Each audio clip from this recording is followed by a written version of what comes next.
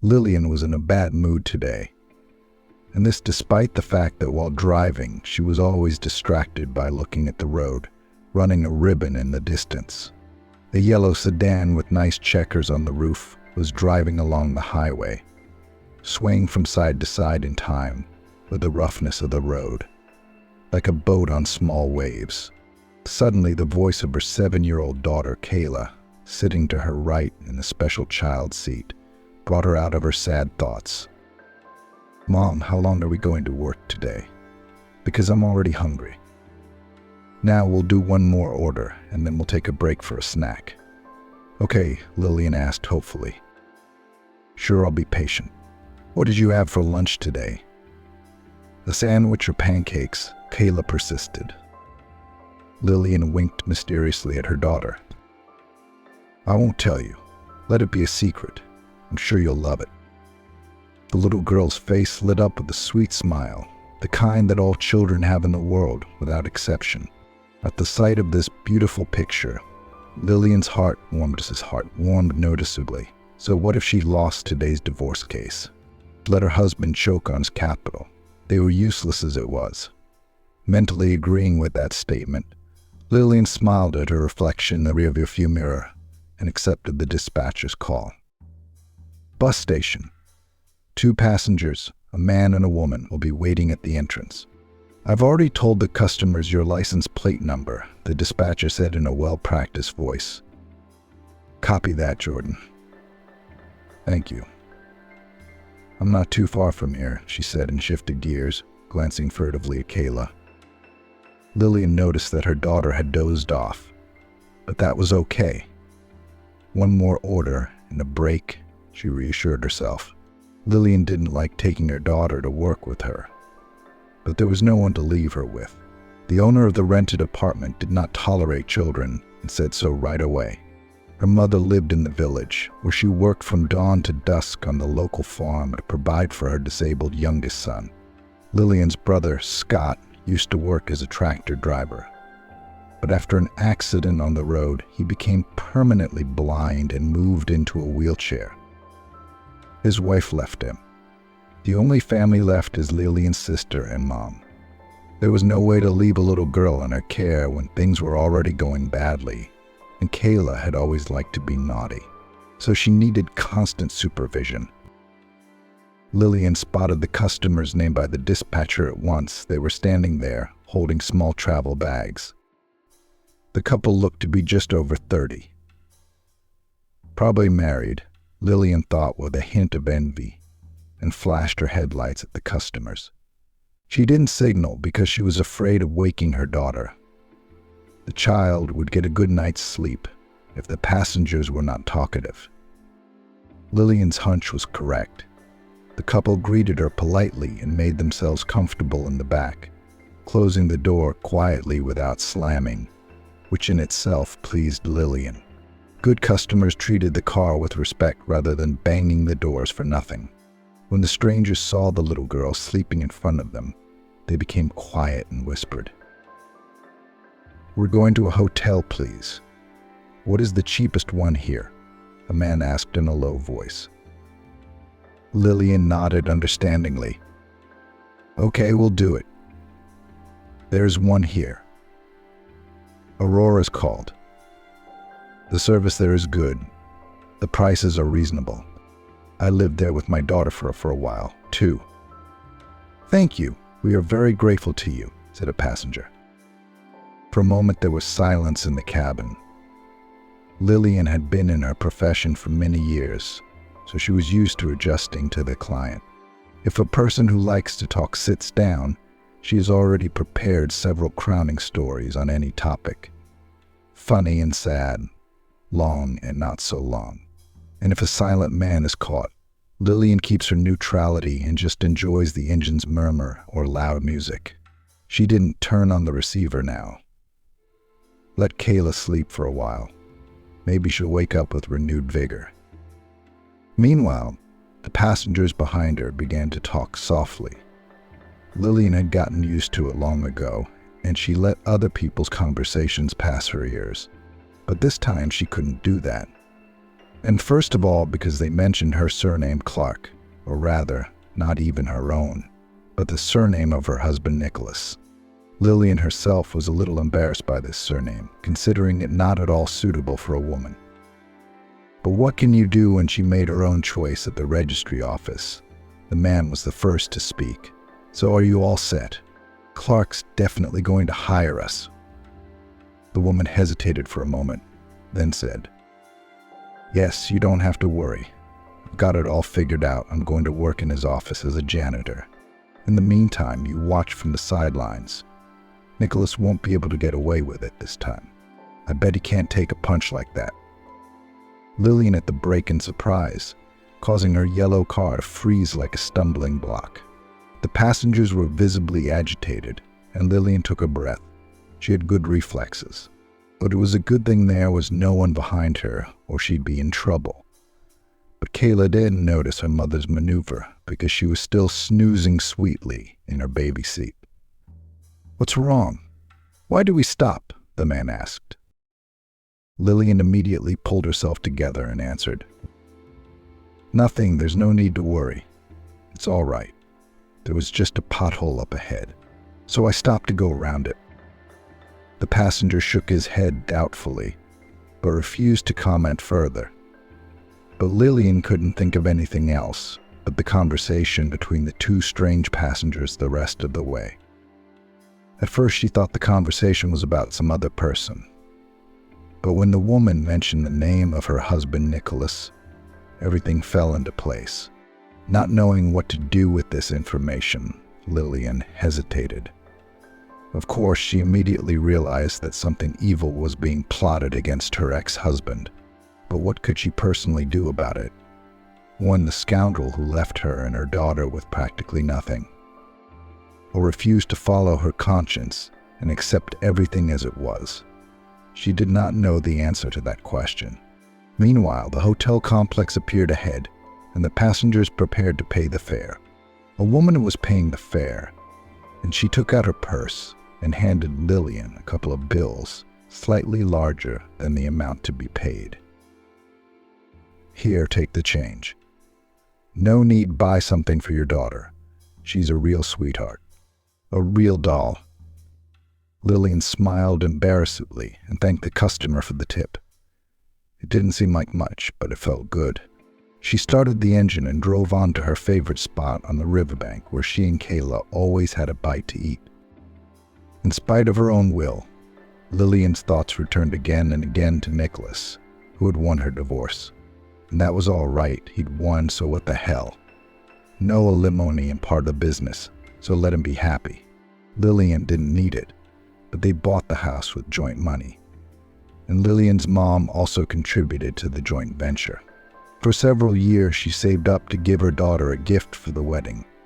A gift, not payment for the event itself, as some parents did. Samantha knew firsthand what hard times were like, so she wanted to give her daughter as much as she could. Not $1 million, of course, but still not a penny. But Nicholas reasoned in his own way, and in the divorce simply forgot about the fact that the house was bought on the common money. Convinced who needed, fake documents held, and voila, the scam succeeded to glory. To tell the truth, Lillian did not expect that her husband would treat her and her daughter so cruelly. Not only that no alimony was not going to pay, but also took the house. Lillian was taken aback by the surprise, but Nicholas's lawyer cleverly provided the court with documents, as well as the results of a DNA test to verify the paternity of Nicholas and Kayla's daughter. Wait. What test? When did you have time to do that? What the hell is going on? Don't they require the mother's consent in these cases? Lillian exclaimed. In response, the judge called for silence and began to study the papers. Lillian was well aware that the test was fake. After all, Kayla could have only one father, Nicholas, and no one else. But the businessman's lawyer did not eat his bread in vain and quickly made up a fake paper. And the calculation was on the surprise and ignorance of Lillian laws. She thought it was a divorce and alimony court, But it turned out that she lost not only the house, but also payments for her daughter. No, there was still child support, of course, but Lillian and Kayla couldn't count on anything else. For Nicholas, it was a moment of personal triumph. Grinning wickedly, he kissed his mistress in front of Lillian and flaunted her like a peacock in love. Only the tail feathers were missing, but everything was the same.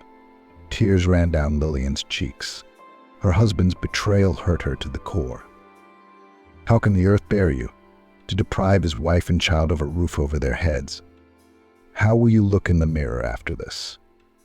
It's a disgrace, Lillian exclaimed. Nicholas grinned. Oh, come on. You do not need to take me on conscience. Enough. Past already.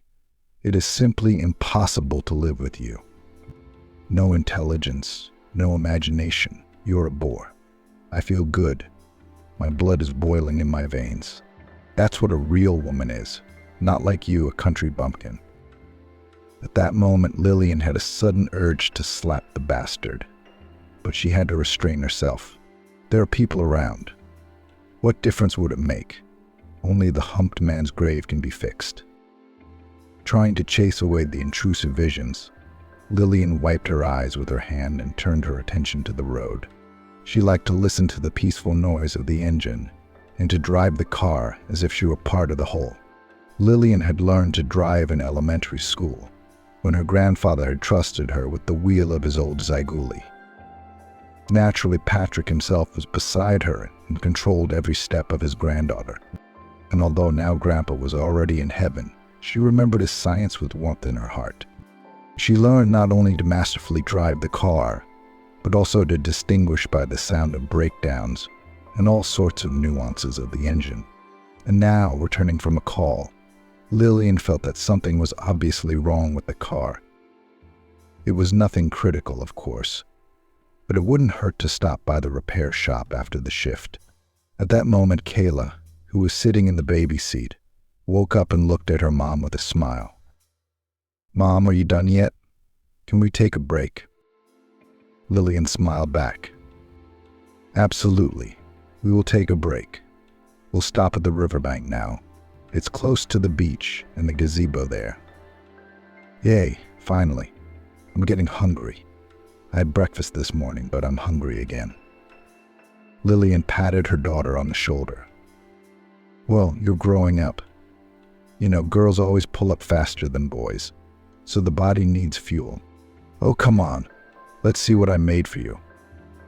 Lillian took for a snack not only pancakes, but also sandwiches, thus making for her daughter a kind of mix of her favorite foods. The pancakes were not simple, but had a savory flavor that was enhanced by the raisins added to them.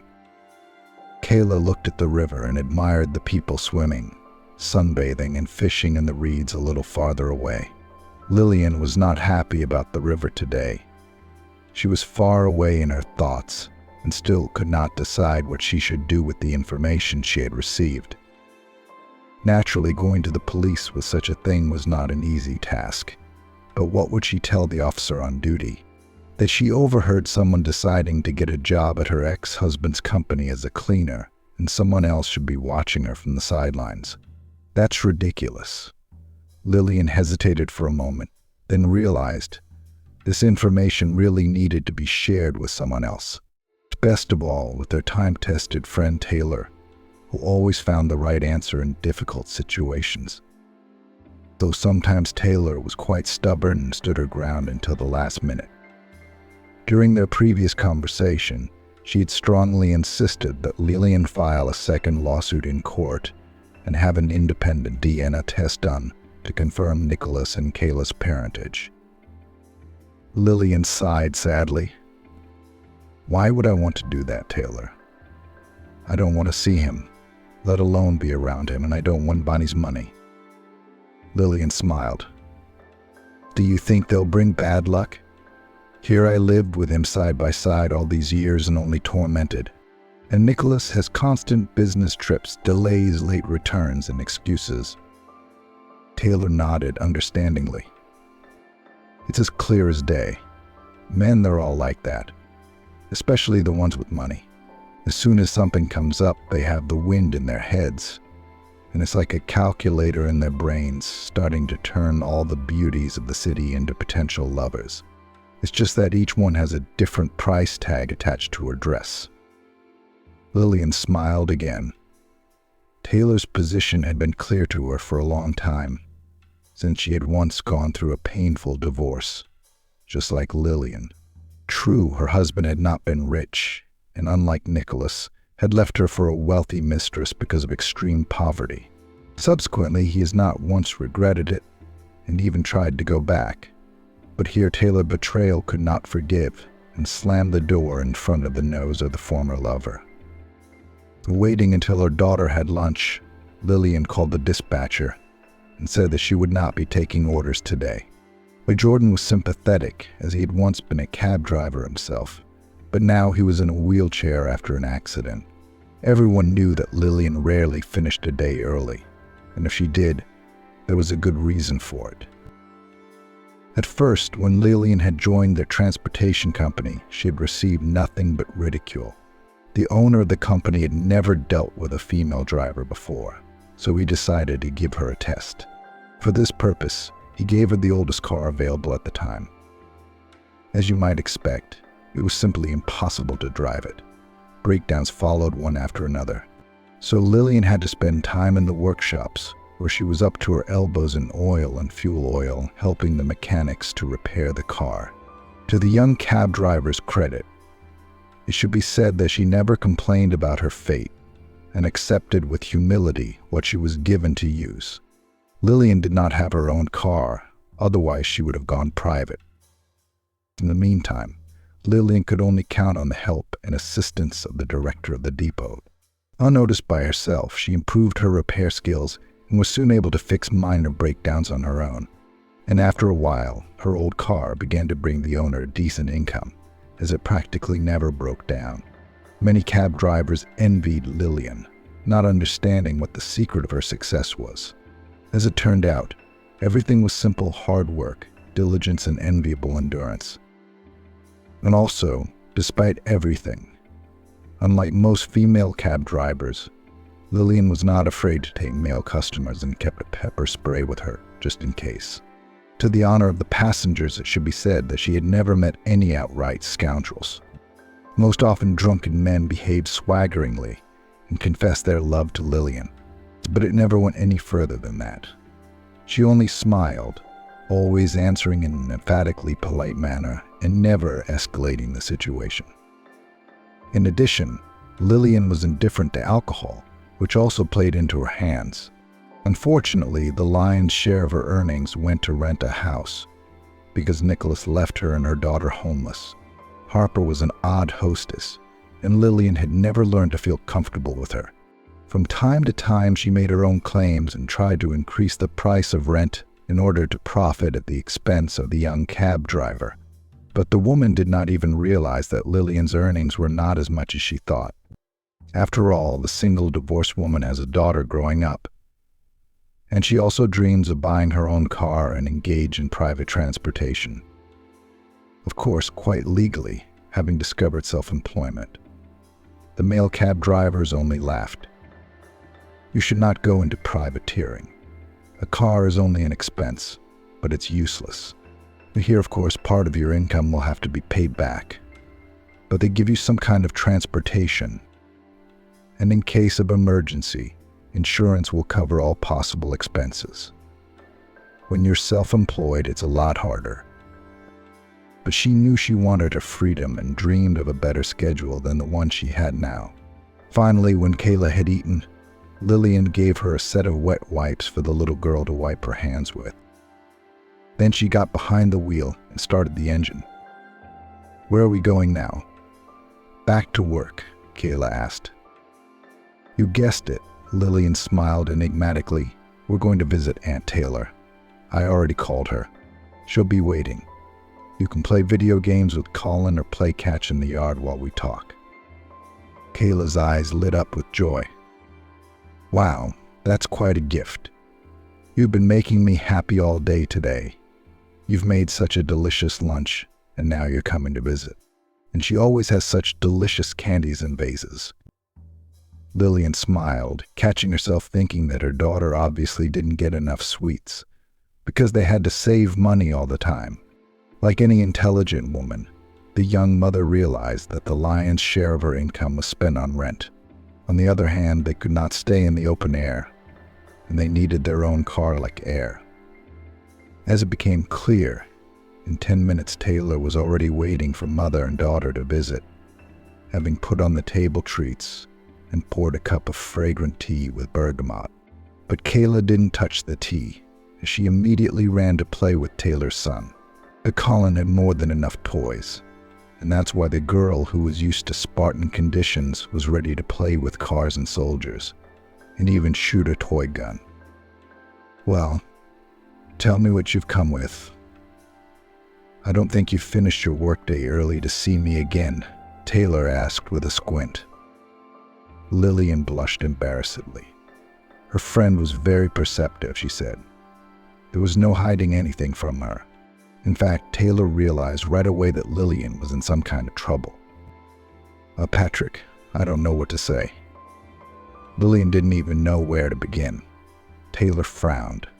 This was the first time she'd seen her friend like this. Usually Lillian either said what she thought right away or put it off until next time, digesting the problems inside her. But today she was acting very strangely. Taking a sip of her tea, Taylor decided to wait for her friend to come clean. Fortunately, Lillian didn't want to keep her in suspense and got to the point. As she listened, Taylor shook her head and couldn't believe that such a thing was possible.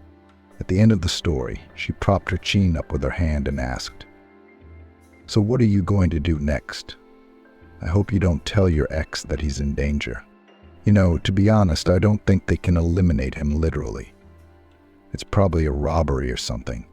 But you can't take a slippery guy like your Nicholas with your bare hands, so it's far from certain that this couple will succeed."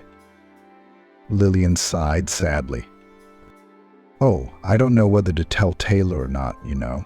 I don't know if I should say anything, you know. It's understandable, of course. No one said that retribution in life should not be. But like they say, don't judge and you won't be judged. Maybe these people are preparing serious crimes, and by my silence, I'm becoming their silent accomplice." Taylor waved her hands in protest. "Oh, come on, girl. You're having a debate. What is there to think about? Your husband left you homeless and broke, and he's embarrassed you all over town. And you're wondering if you should just keep your mouth shut. Where's your pride? Can you imagine him laughing now at the way he managed to fool you?" Lillian shook her head doubtfully. There was something deep inside her that kept her from betraying her ex-husband. She could make a mess of things if she wanted to. But she always did it honestly, demonstratively, not secretly, as Nicholas had done to her. "You know, Taylor, I haven't made up my mind yet, but I think I'll tell the truth. Let him decide what he wants to do next. It might be a mistake, but I think I'm doing the right thing. Otherwise, I'll just lose my peace. I can't live like this. My heart's not in the right place. And what's next? What if something happens to Nicholas? No, it's not for me. I'd rather let him know he's in danger. He's got his own head on his shoulders, and he'll figure it out." Taylor sighed disappointedly. "And I understand your task, and I'm ready to start editing the text according to the specified requirements. Here's the edited portion. Well, Chelsea, you've grown up, and you're no good to me. You're too moral, too honest. You know, you don't always have to do the right thing in life. Sometimes you have to cheat. Otherwise, you won't survive. The sharks will eat you up, and you're as defenseless as a child. You'd think you'd lose your daughter's alimony because of some fake paperwork. Couldn't you have gotten a DNA test? I advised you to get a good lawyer, but you did it all on your own. That's the result." Her friend's words struck a nerve. What would she do if she had been brought up like this? Her grandmother worked as a school teacher and was always in good standing. Mom still works as a milkmaid on the farm. Her earnings are honest, legal, just like her late father and brother. But lies and deceit always come out. No matter how hard you try to hide the truth, it will come out. After sitting around for a while longer, Lillian said goodbye to Taylor and left in frustration. Kayla dutifully followed and became increasingly silent, sensing her mom's foul mood. At this very same time, a very different scene was unfolding in Nicholas Clark's office. Seeing the new cleaner on the threshold of his office, the director playfully winked at the future employee. "Well, with such an impressive form and resume, we will definitely work together. However, I warn you at once, I have no absences, maternity leave, and other nonsense. The work is difficult, but does not require mental labor. Paid on time, 1 vacation a year. Subject to fruitful cooperation, 13th salary. So I recommend you to look at our firm seriously." The new cleaner's name was Elizabeth. The office staff immediately noticed her manner of dress and the exquisite manicure on her thin, pianist-like fingers. More like a mannequin or a model. "Look how she walks, twists her hips as if on the catwalk," someone whispered. "As you know, you can't hide anything from women, especially if they work side by side." As for the question of beauty and manner of dress, Nicholas liked Elizabeth at first sight, and when he saw her, he immediately forgot about his mistress Sydney, for whom he left his wife and twisted the scam with the house and the alimony. Sydney wasn't in the office at the time. Here's the edited text to your specifications. Elizabeth was therefore able to use her charms as she saw fit. Smiling, she sat down on the edge of her chair and looked at the headmaster with eyes in which he could easily drown. Then Elizabeth flirtatiously fluttered her eyelashes. "Why, does the businessman have a busy heart right away? Tell me, do you have any career prospects? You know, from a cleaning lady to a higher position." "No, I'm not saying that immediately in a month and a half," Elizabeth asked with a slight bite of her lip. The sound of her voice made Nicholas shudder without wanting to. He reached for the knot of his tie to loosen it and breathe in the fresh air cooled by the air conditioner. "Actually, we don't have that for janitors, but if you need it, I can make adjustments. I'll need your full commitment, though." "I think you know what I mean," Nicholas replied in a shaky voice. With Elizabeth, he felt like a high school boy who was on his first date with an experienced beauty. Elizabeth looked him in the eye again. She did it almost without blinking, as if she didn't have eyes, but instead blue lakes or azure skies. "Well, thank you for your help, Nicholas. I'll take your wishes into consideration, and I hope I don't disappoint you," Elizabeth said in the same languid voice, and walked gracefully out of the study. Nicholas's heart pounded like a fish caught in a net. At that moment he was ready to part with Sydney here, and now for the sake of this beauty, who for some reason got a job in his office. What was this? Someone's calculated plan or heavenly providence? Nicholas did not even realize that only a couple of hours ago this woman in a completely different guise was traveling with his ex-wife Lillian, and did not imagine anything special. Caught in the net of a fatal beauty, Nicholas completely lost his head and could not think of anyone else but Elizabeth. It should be said that the new cleaner did her job perfectly. So she could not only make eyes, but also clean the floor, tidy up the window panes and steps at the entrance. It was also interesting that the office staff could not understand what they liked about Elizabeth. In fact, if you think about it, she had no special beauty, and her face, as well as all ordinary people, had its microscopic flaws. But as soon as Elizabeth looked at someone with her big blue eyes, the interlocutor immediately forgot about the essence of the conversation and became an unwilling victim of the complained insidious temptress. From the outside, it rather resembled a hunting scene, when a slow, graceful predator hypnotizes a rabbit as fast as lightning with its cold and piercing eyes. A week passed, during which not a day passed without Lillian picking up the telephone to call Nicholas. In her soul, it was as if an angel and a demon were battling, trying to capture the heart of this pure, naive woman. Of course, Lillian wanted to save Nicholas, to warn him. But on the other hand, she didn't know what exactly was being talked about in the car. Losing sleep and peace, Lillian became afraid that she would not be able to drive the car or even fall asleep at the wheel. So one day she decided to call her ex-husband and tell him the truth.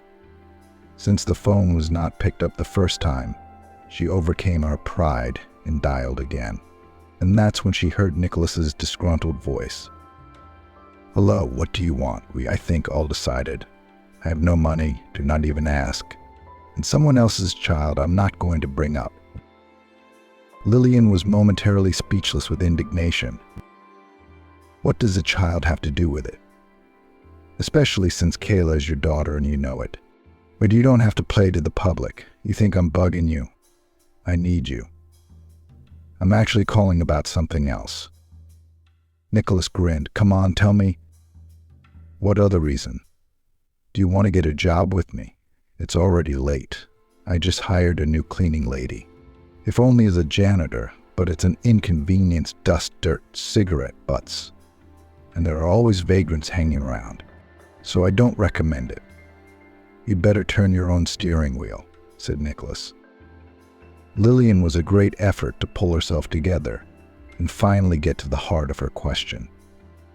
"Listen, Nicholas, I know it sounds strange, but you are in serious danger. You see, there's a woman who's about to take a job in your office. Well, she's up to no good, and she has an accomplice.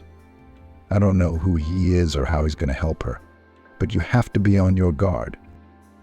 Nicholas responded with a mocking exclamation. "Are you jealous? Did you see me with a new cleaning lady?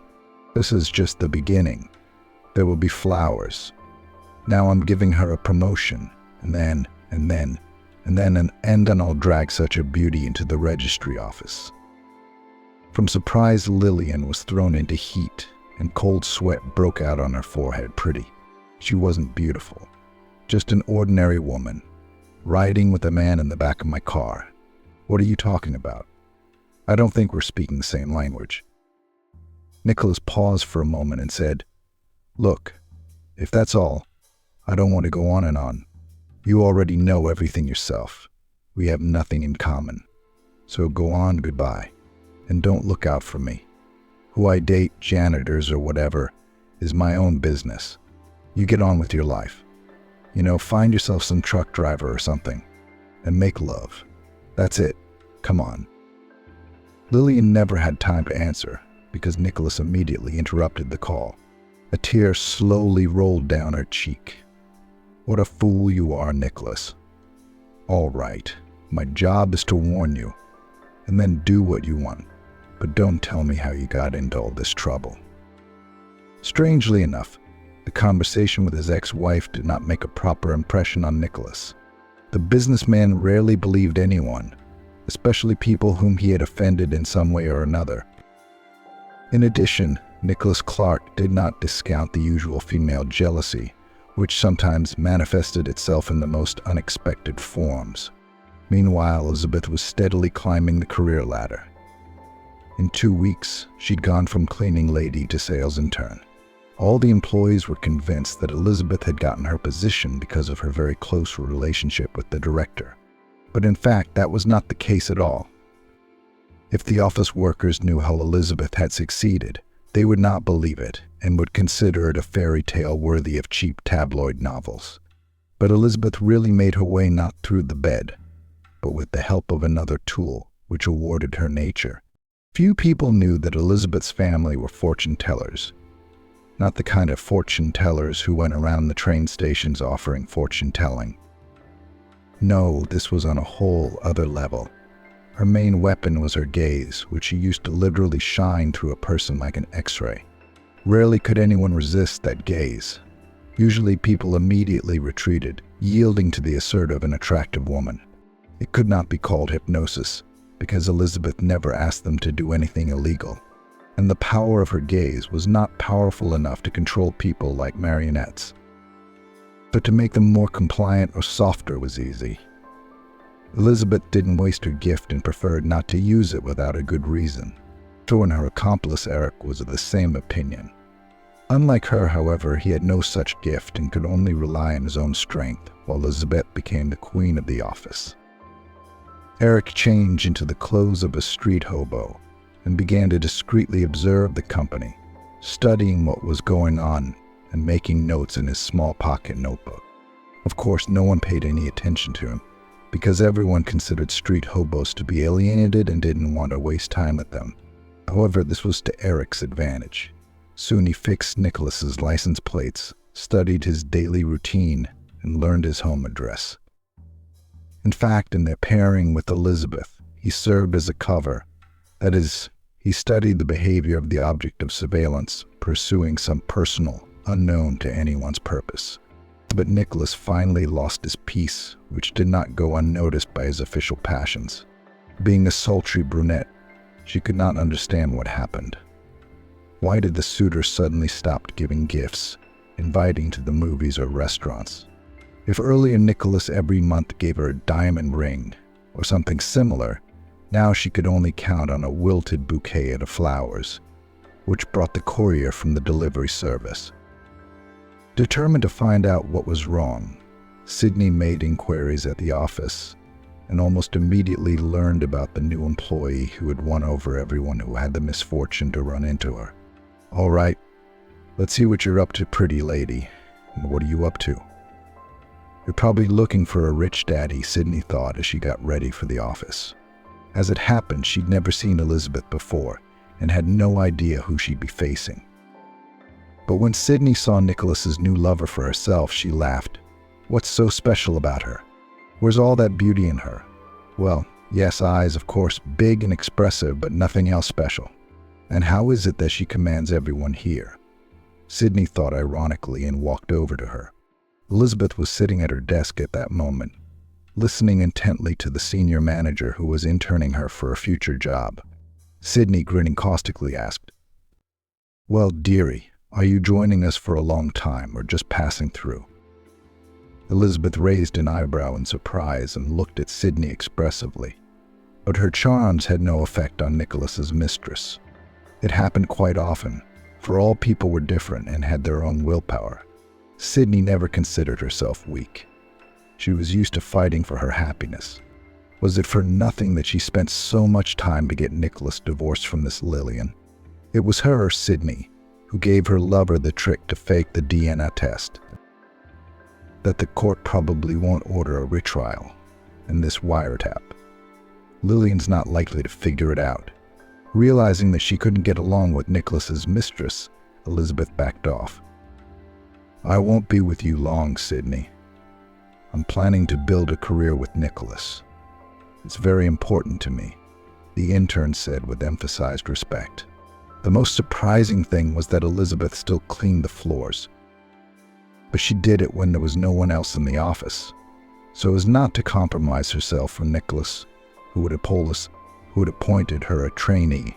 The businessman himself understood. Stubborn cleaner deliberately waits until he leaves the office to exclude the possibility of any kind of close communication and other interesting hints from his side.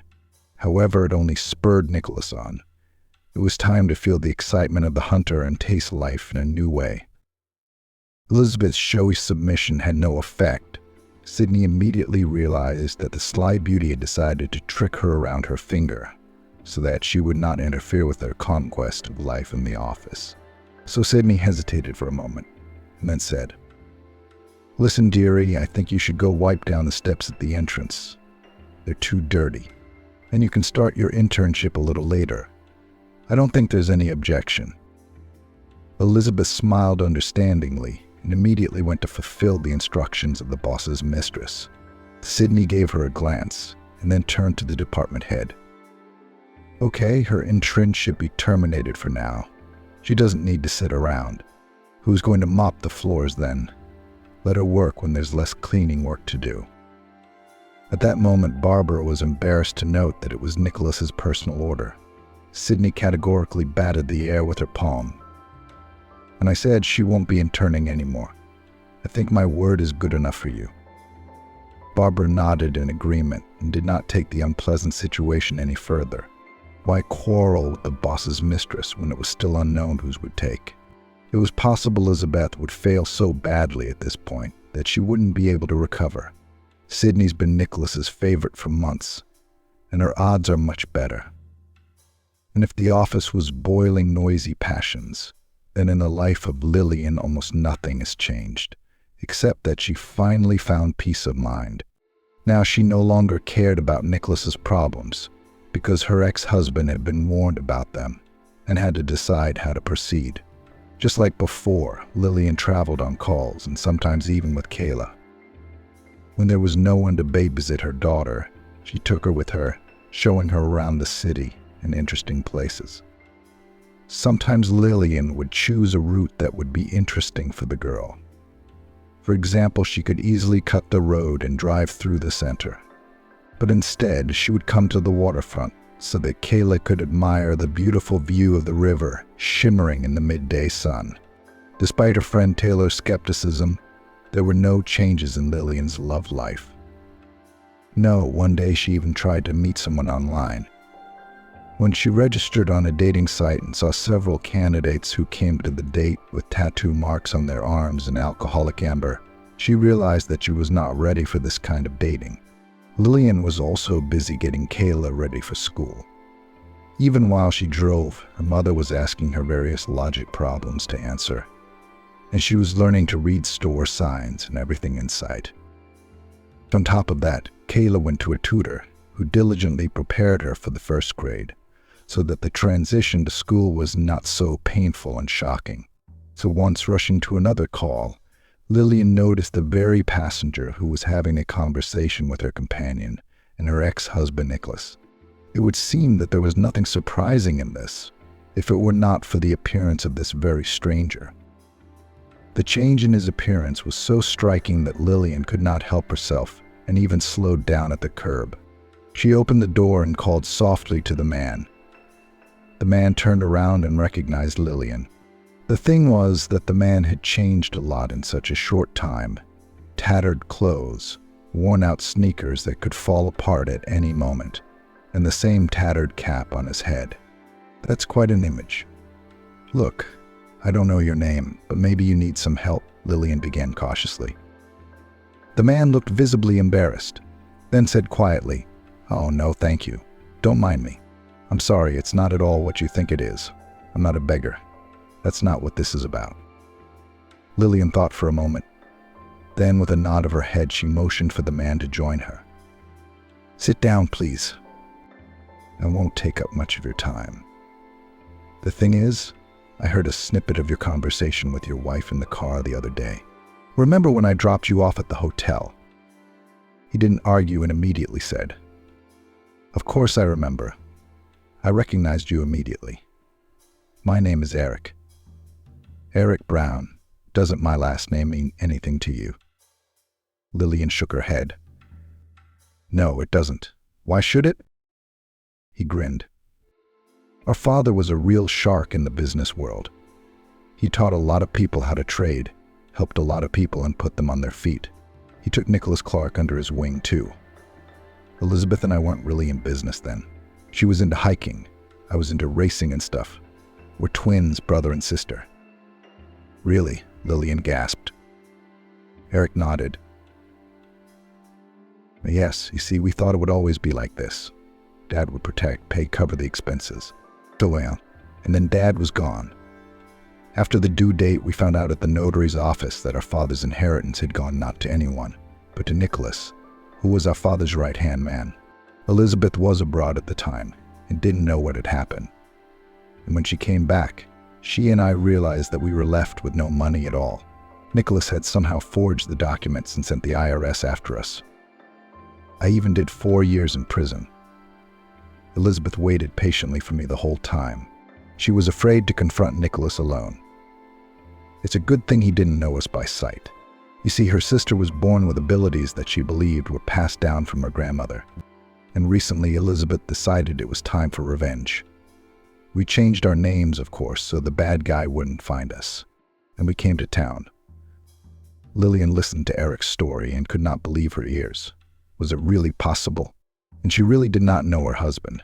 And Nicholas, it turns out, earned his wealth by dishonest means. Deciding not to keep the truth from Eric, she said, "I'm sorry, of course." The thing is, Nicholas is my ex-husband. He deceived me too, left me with a child without money, and he went to his mistress. Eric smiled and looked sympathetically at Lillian. I think it's only fair to tell you this at once. The fact is that I warned him, but Nicholas did not take my words seriously. I won't get in your way. Yes, I understand. He's a scoundrel. Don't worry, we won't hurt him. We'll do something along the lines of the scam he pulled on our father. No violence. Let him go to prison like me and think about who he is in this life. So you're not a drifter? Lillian asked with a smile. Eric grinned. No, of course not. It's all a sham. The makeup and the wig and all that. We just need to keep an eye on Nicholas, lest he expose us. Elizabeth is a master of her craft. Soon she'll gain access to his office and get to his safe. That's when he'll be punished, because businessmen like him are bound to have business irregularities. For some unknown reason, Lillian suddenly felt a great deal of anxiety. No, not for herself, of course, but for this couple, brother and sister, who decided to challenge her treacherous husband. As it turned out a little later, the premonition did not deceive Lillian. And this time it was Sydney who was to blame. Seeing Elizabeth as a rival, decided to strike back. To reveal her true nature, Sydney bought a set of hidden cameras and, unnoticed by her boyfriend, installed them around the office. Being of a similar mind, she realized that the sly girl was obviously hiding something else behind the kisses and gifts, and all that romantic tinsel. She had to wait about 3 days before something interesting appeared on the tape. Watching the video again, Sydney gasped in surprise and grabbed her head. The thing was that the tape showed how Elizabeth, taking advantage of Nicholas's absence, under the guise of a cleaning lady, penetrated into his office. There, disguised as a hostess, she approached the massive safe and began to examine it, then took out of her pocket a piece of paper with a cipher written on it. Most likely, Nicholas had been careless to open the safe in front of Elizabeth, thinking that this beauty could be trusted. Soon the safe opened with a slight click, and Elizabeth began rummaging through the documents with a look of true connoisseurship that spoke of her high skill in business papers. Since the shooting was taking place in real time, Sydney didn't hesitate and immediately called Nicholas, asking him to come to the office with her. At first, the businessman was skeptical of the idea. Well, why should I go there? I just came from there. Elizabeth is in my office. So what? So we'll see how she cleans it. I think you'll see a lot of interesting things today, Sydney said with a smile and disconnected the phone. In about 10 minutes, she and Nicholas were already in the office, where Elizabeth was scrutinizing the contents of her boss's safe. Finding the cleaning lady doing such a delicate task, Nicholas turned pale and slammed his fist on the door jamb. So this is what you do. I was a fool to take your word for it, and you made all eyes at me, all hints said, and here it is. Elizabeth shuddered and pressed herself against the wall. I'm sorry, Nicholas, but it's not what you think, she tried to justify herself. But Nicholas was already feeling like the master of the situation, as he had regained control of himself thanks to Sydney. Elizabeth thought frantically about what to do next. What do you think it's time to call the police to deal with you and put you in jail for 5 years or more? Nicholas said with a deliberate stride, intending to intimidate the cleaning lady even more. Sydney pulled him back. No, we don't need the police. After all, they can get to our papers. There's got to be something else we can do. I suggest we take her out of town and drop her off somewhere without money or papers. Let her go wherever she wants. Is that a good idea? Yeah, we should take her somewhere. 200 kilometers away, in the middle of nowhere, Nicholas said, obligingly, realizing what was waiting for her. Elizabeth turned pale and pressed her back against the wall. Nicholas smiled. All right, it's over. You'll never get a place in my firm. At that moment, the sirens of the police cars were heard from the street. Nicholas flinched and threw an anxious glance in Sydney's direction. Is that the police? Who called it? Sydney shook her head fearfully. It wasn't me. I'm not completely stupid yet. At that moment, Elizabeth suddenly moved away from the wall and laughed loudly. Well, did you get caught, lovebirds? How cleverly did I lure you here? You thought I was working alone. I have an assistant, my brother Eric Brown. Does that name and surname mean anything to you?" Nicholas turned pale and grabbed his throat with his hand, trying to loosen the knot of the tie. "And it does tell you something. Are you his children? I heard they were missing somewhere." Meanwhile, Elizabeth continued to pound on the frightened businessman. "No, they're not missing. I'm actually Frank's daughter. Yes, the same one you left penniless, as well as your wife Lily. Isn't that right?" "You bastard," Sidney hissed. But Elizabeth paid no attention to her threats.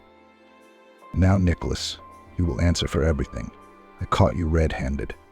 And you naively thought I didn't know anything about hidden events." Eric had been watching the office all this time and knew that Kekfi had been there recently. He talked to them and found out what was going on right away. "You son of a bitch. I'll kill you with my own hands," Nicholas roared in impotent anger. At that moment, the door of the office opened, and the room was immediately filled with men in police uniforms. A few minutes later, the handcuffs clicked on Nicholas's wrists.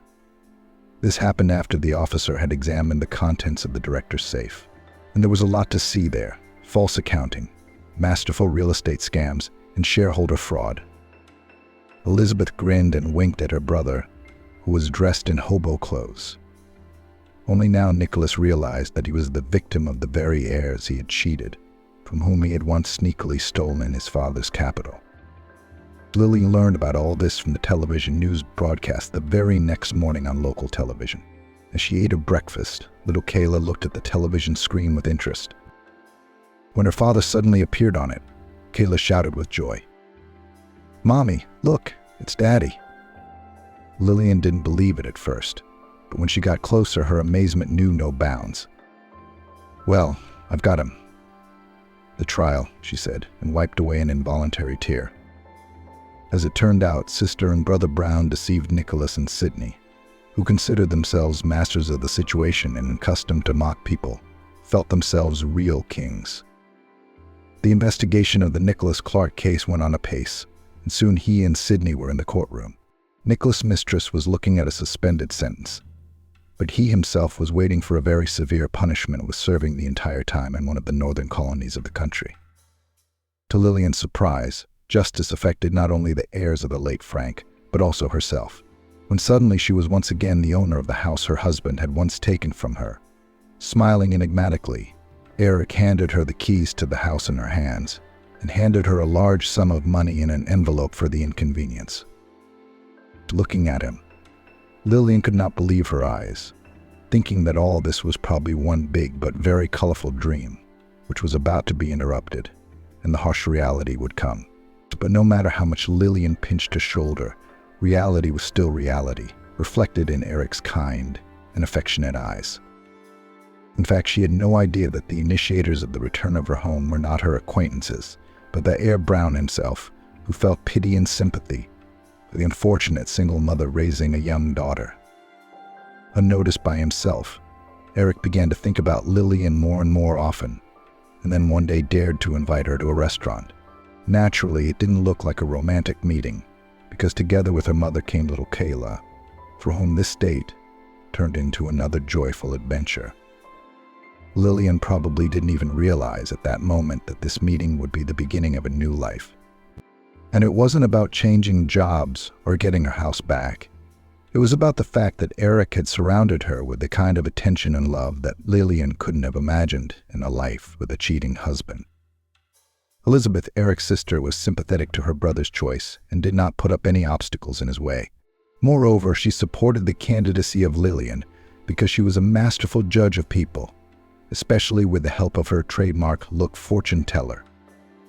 A few months later, the young people had a modest but tasteful wedding, exactly as Lillian had once wanted. Only the closest people were invited, of course, including Taylor and some of Lillian's co-workers from the cab service. And immediately after the wedding, she quit the company and together with Eric opened her own company.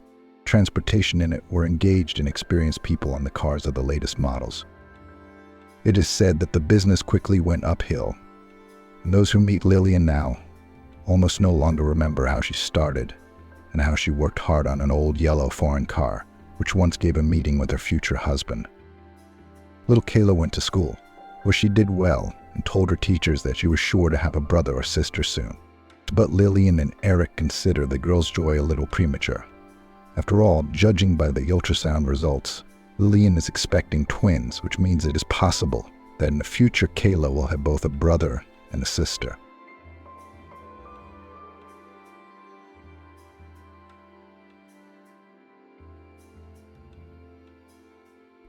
The old man took in a refugee orphan, and when she went up to the study where he wouldn't let her in. When Mrs. Zendia, the neighbor, asked if Maggie could sleep alone that night, it was necessary to confess honestly that she could not. It was frightening to look at her grandmother's empty bed, and impossible not to. The silence was ringing. The surrounding silence was cutting to the ears. Who came up with this omen of stopping the clock in a house when a person dies in it? Grandmother loved her antique clock very much. Its quiet rustle, its soft sound. When Grandma brought little Maggie here, that clock had been here for a long time. Maggie had cried. The first night, Grandma sat on her bed and began to quietly comfort her. You see, you and I are going to live well together, like girlfriends. I've chosen the coziest corner for your bed. Doesn't the clock bother you? Do you hear it? Maggie, Maggie, Maggie. Maggie quietly nudged the pendulum and cried silently. It couldn't be that Grandma was gone. When she had been told as a 6-year-old that Mommy and Daddy were dead, she hadn't believed it for a very long time. Somewhere they must be now, which means that someday they will come. That's why she flatly refused to leave their common home. She doesn't even remember why she agreed. I guess her grandmother managed to persuade her. Some miraculous way she knew how. At first, Maggie was terribly afraid that she would be taken away by some of the strangers who had appeared in the house after Mom and Dad disappeared. There wasn't a single evil person among them. It was just that they were all complete strangers. She was afraid to even cry in front of them, let alone answer questions.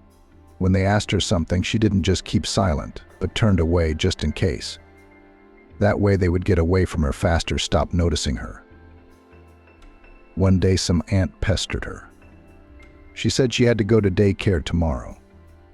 Maggie turned away and stared at the front door, pretending not to hear anything. Instead of Maggie, the aunt answered with some meaningless nonsense. Their neighbor, Mrs. Lee with the purple curly hair. I can honestly tell you that I'm not surprised. She's a very spoiled girl from Brooklyn. No one's been seriously involved in her upbringing. And just at that moment, the front door, at which Maggie was looking, opened and a short, thin woman in blue jeans and white sneakers with blue flowers quietly entered, who heard everything, because she immediately answered something incomprehensible, though no one had time to ask her. Come on, you are such a close friend of the family to judge about it, and even more confidently express your opinion out loud. Mrs.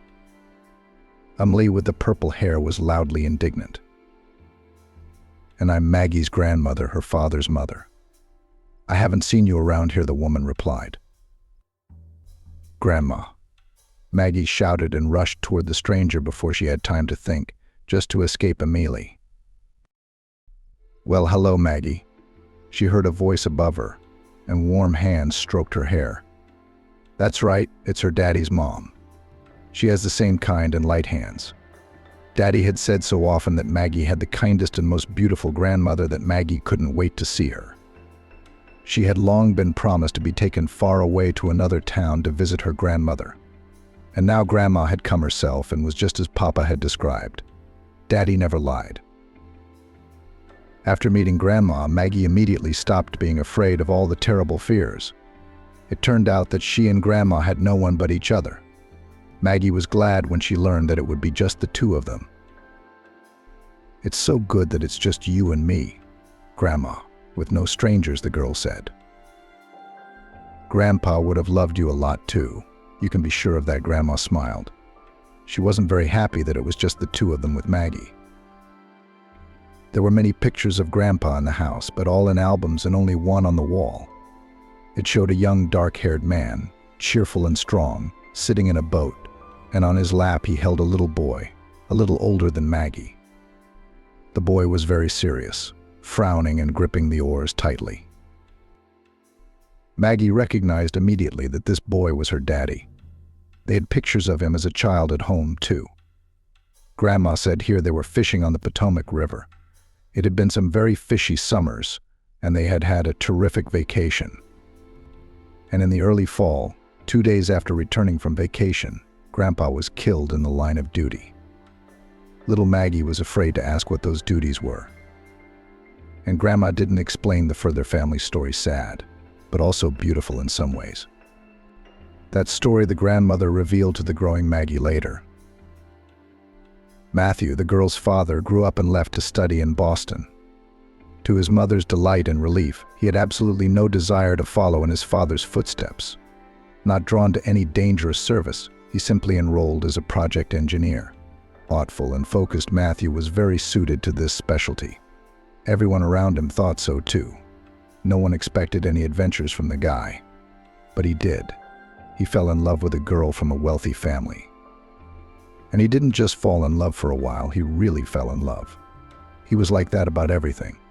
And so was the girl Bella. Her mother and stepfather were sure that sooner or later she would marry the son of a family friend, Eugene, with whom the stepfather had a business partnership. The guy was really very shallow, had been educated in England, had come back and was making a solid contribution to his father's business. He was in his early 30s. Financial prosperity was in sight. Why not get married? Mom and stepfather at first quietly, then more and more frankly and firmly began to push student Bella to a favorable, prosperous marriage. At first she joked, perhaps too careful and long, so that the family had time to realize that her refusal is not a whim of a spoiled princess. But it was time to speak seriously. Bella inhaled a little audibly, exhaled noisily, and announced, "The thing is, I have another fiancé." "Who is he?" languidly asked her mother, secretly hoping that the beautiful daughter went to her and knows how to find the best of the possible. And Bella's mother was disappointed, extremely disappointed. The groom turned out to be a young engineer, yesterday's university graduate, who got a job in a small construction firm. Well, he should be. It's not the richest who get the most money. Family makes all the difference. But the groom's mom was the widow of some provincial policeman. And so for the sake of this almost rustic, poor guy, Mom raised her beautiful Bella with clear skin, black eyebrows, and delicate green eyes like almonds. "Love. But I had it, too," Mom said. "I loved your father when I married him, but he got involved in some obscure project and left you and me penniless. If it hadn't been for Stephen, you'd have grown up in a communal flat." Stephen himself, Mom's husband and benefactor, was brief. "Marry Eugene? It's been arranged." Mom was afraid of his strong statements, but Bella was not. She married her Matthew, and her parents kept their promise, cut her out of the family. Especially since they had another daughter growing up, little Olia. Their common daughter with Stephen, surely more successful and promising than Bella, who inherited only debts from her father. Grandmother said to Maggie, "I pass on to you as your mother told me. I add nothing of my own. If you want, you can always look up your mother's side of the family. I once thought it was wrong that they weren't told of your birth. But when your parents died, my relatives were notified, just knowing about it just in case. And deciding for myself. There was nothing to decide here. No one came for Maggie except for Ashley's grandmother. So she had no one else. Now Grandma Ashley was gone, so no one at all alone in the whole wide world. If it wasn't for Archie. You knew Grandma was sick. Yeah, I know, I mean, she's not old. My mother's a little younger than your grandmother, as you know. But a bad heart is a bad heart. It can't be helped. You've got to get on with your life, not mourn endlessly." Archie comforted Maggie. He convinced her to go to New York. What's there to catch? He's a car mechanic, albeit a novice, but a good one, with excellent references. If Maggie rented out her and her grandmother's apartment, and he added his savings, and then quickly got a job, they could easily rent a small apartment in a bedroom community in New York City and still have something to live on. Remember, I told you about my ideas before, but you were so afraid to leave your grandmother, you were glued to her. And now there's nothing keeping you here. Now Maggie really had nothing to hold her. She wouldn't have dared to go to a strange city alone. But New York was her mom's hometown. Plus Archie would be there, and she'd be with him. Aunt Zendaya shook her head. "Oh, Maggie, I don't know. I'll help you rent the apartment. I'll supervise the tenants. But it's so little, barely enough for a room in New York. It's a different price of living there, everything. You're just out of college, you have zero experience. Before you get a job, what are you going to live on? At least you're at home here. And I'll always have a bowl of soup if you need it." "Oh," Aunt Zendaya Maggie waved her off. "It's just the two of us. Archie's thought it over, and he's got some savings, and he'll find a job with his qualifications. We'll live no worse off than we do here. He knows he'll have to rely on him at first." Aunt Zendaya waved her hand back and forth. She got up from her chair, walked around the room in silence, and finally said, "It's your business, Maggie. The apartment is yours alone, and in that sense there's nothing to be afraid of. But I don't like these fashionable civil marriages without a rosary. It's old-fashioned. It's good and convenient for guys. All these let's live and see, something does not suit. We'll sort it out, and there's nothing to share. What if you live with a new one every year? And for us girls, what's good in it? Not a wife and not a bride." Aunt Zendaya continued. "It's a trial, a temporary arrangement. What hope is there for him? It would be fine if he himself settled in the city, created a base, as they call it, and then pulled you with him. But no, he decided to stick to his grandmother's apartment, to make his life easier. And maybe you had a nice place of your own. Anyway, we're all our own people." The tactless mention of Grandma could have been taken offense to, but Maggie took no offense. Grandma Ashley would have understood, she said with conviction. Of course, she understood a lot more about relationships than the other adults. Maggie knew that for some reason, if Grandma had been alive, Maggie wouldn't have dared to move so far away from her, and now it didn't matter anymore.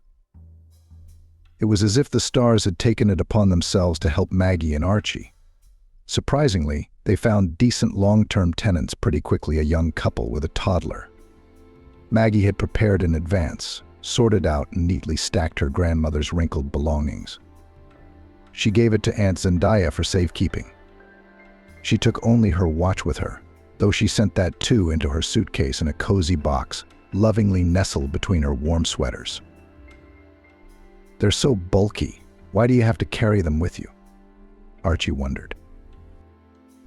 "I'm going to hang them in our apartment in New York, so we'll have something of our own," Maggie answered. "Well, if that's the way you want them," Archie agreed generously. In New York, too. Everything worked out as planned. A one-room apartment for the right price and a job for Archie were quickly found. True, the apartment was very cramped and far from the subway, and the job on the opposite side of the city. But that didn't matter much if you didn't pick on the little things. Maggie organized her closet and hung her grandmother's clock on the wall. She went shopping, boiled some borscht at home, and sat down at her laptop. She had to look for a job. Of course, she has no experience, but in college she took first place in hairdressing and creative competitions. Maggie has diplomas, and she agrees to the most modest salary, as long as there is an opportunity to gain experience. Returning from work, Archie several days in a row caught the same picture: a clean apartment, lunch on the stove. Focused Maggie sends her resume to the salons. "We decided not to dwell on it," Archie said. "You'd think I couldn't provide for you on my own. I blame you and drive you to work. But it's not like that at all. As far as I'm concerned, you don't have to work at all. Not while we're renting at this price, anyway. And if they raise the price, you can raise the price for your tenants. I can't do that, Maggie sighed honestly. I told you how hard it was to rent my grandmother's and my grandmother's apartment. The only thing that made me feel better was that Eugene and Natasha were really nice guys. And their son Timmy is a wonderful, healthy baby who loves to smile and sing his long songs in his crib. I couldn't let anyone worse live in our apartment. And I can't raise the price on these people. You're my favorite little fool, Archie grinned patronizingly, hugging her. Okay, I'll take care of the problems myself, but I need you not to be busy and tired, but to wait for me at home with dinner. I'm really so tired in this car service that if you also come tired from some beauty salon, then on only bought dumplings I will not last long. I'm not quite settled here yet. I'm going to have to step it up a notch if I'm going to get anywhere.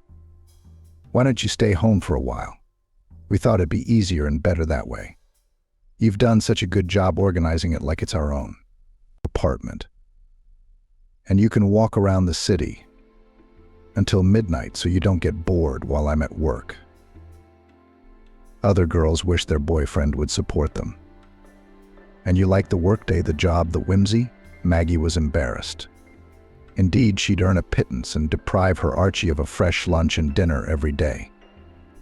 If they don't squander the money, they can get by. It's not like she's going to go to the theaters and concerts. That's fine. They'll get along just fine without her earnings. Summer came, and Archie's assurance that she had nothing to work for now came in very handy. Although it was a cool, windy summer with frequent rain, it was still a beautiful summer. The city no longer seemed unprincipled and gray to Maggie when there was thick shade, fresh green in the parks. And the river didn't look so stark anymore. One day Maggie went into the Museum of Natural History and didn't notice herself spending 3 hours there. At dinner, she told Archie about it.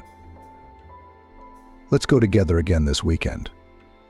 I didn't have time to look at and memorize everything. And then we'll go somewhere else. Why did we come here if we can't see anything?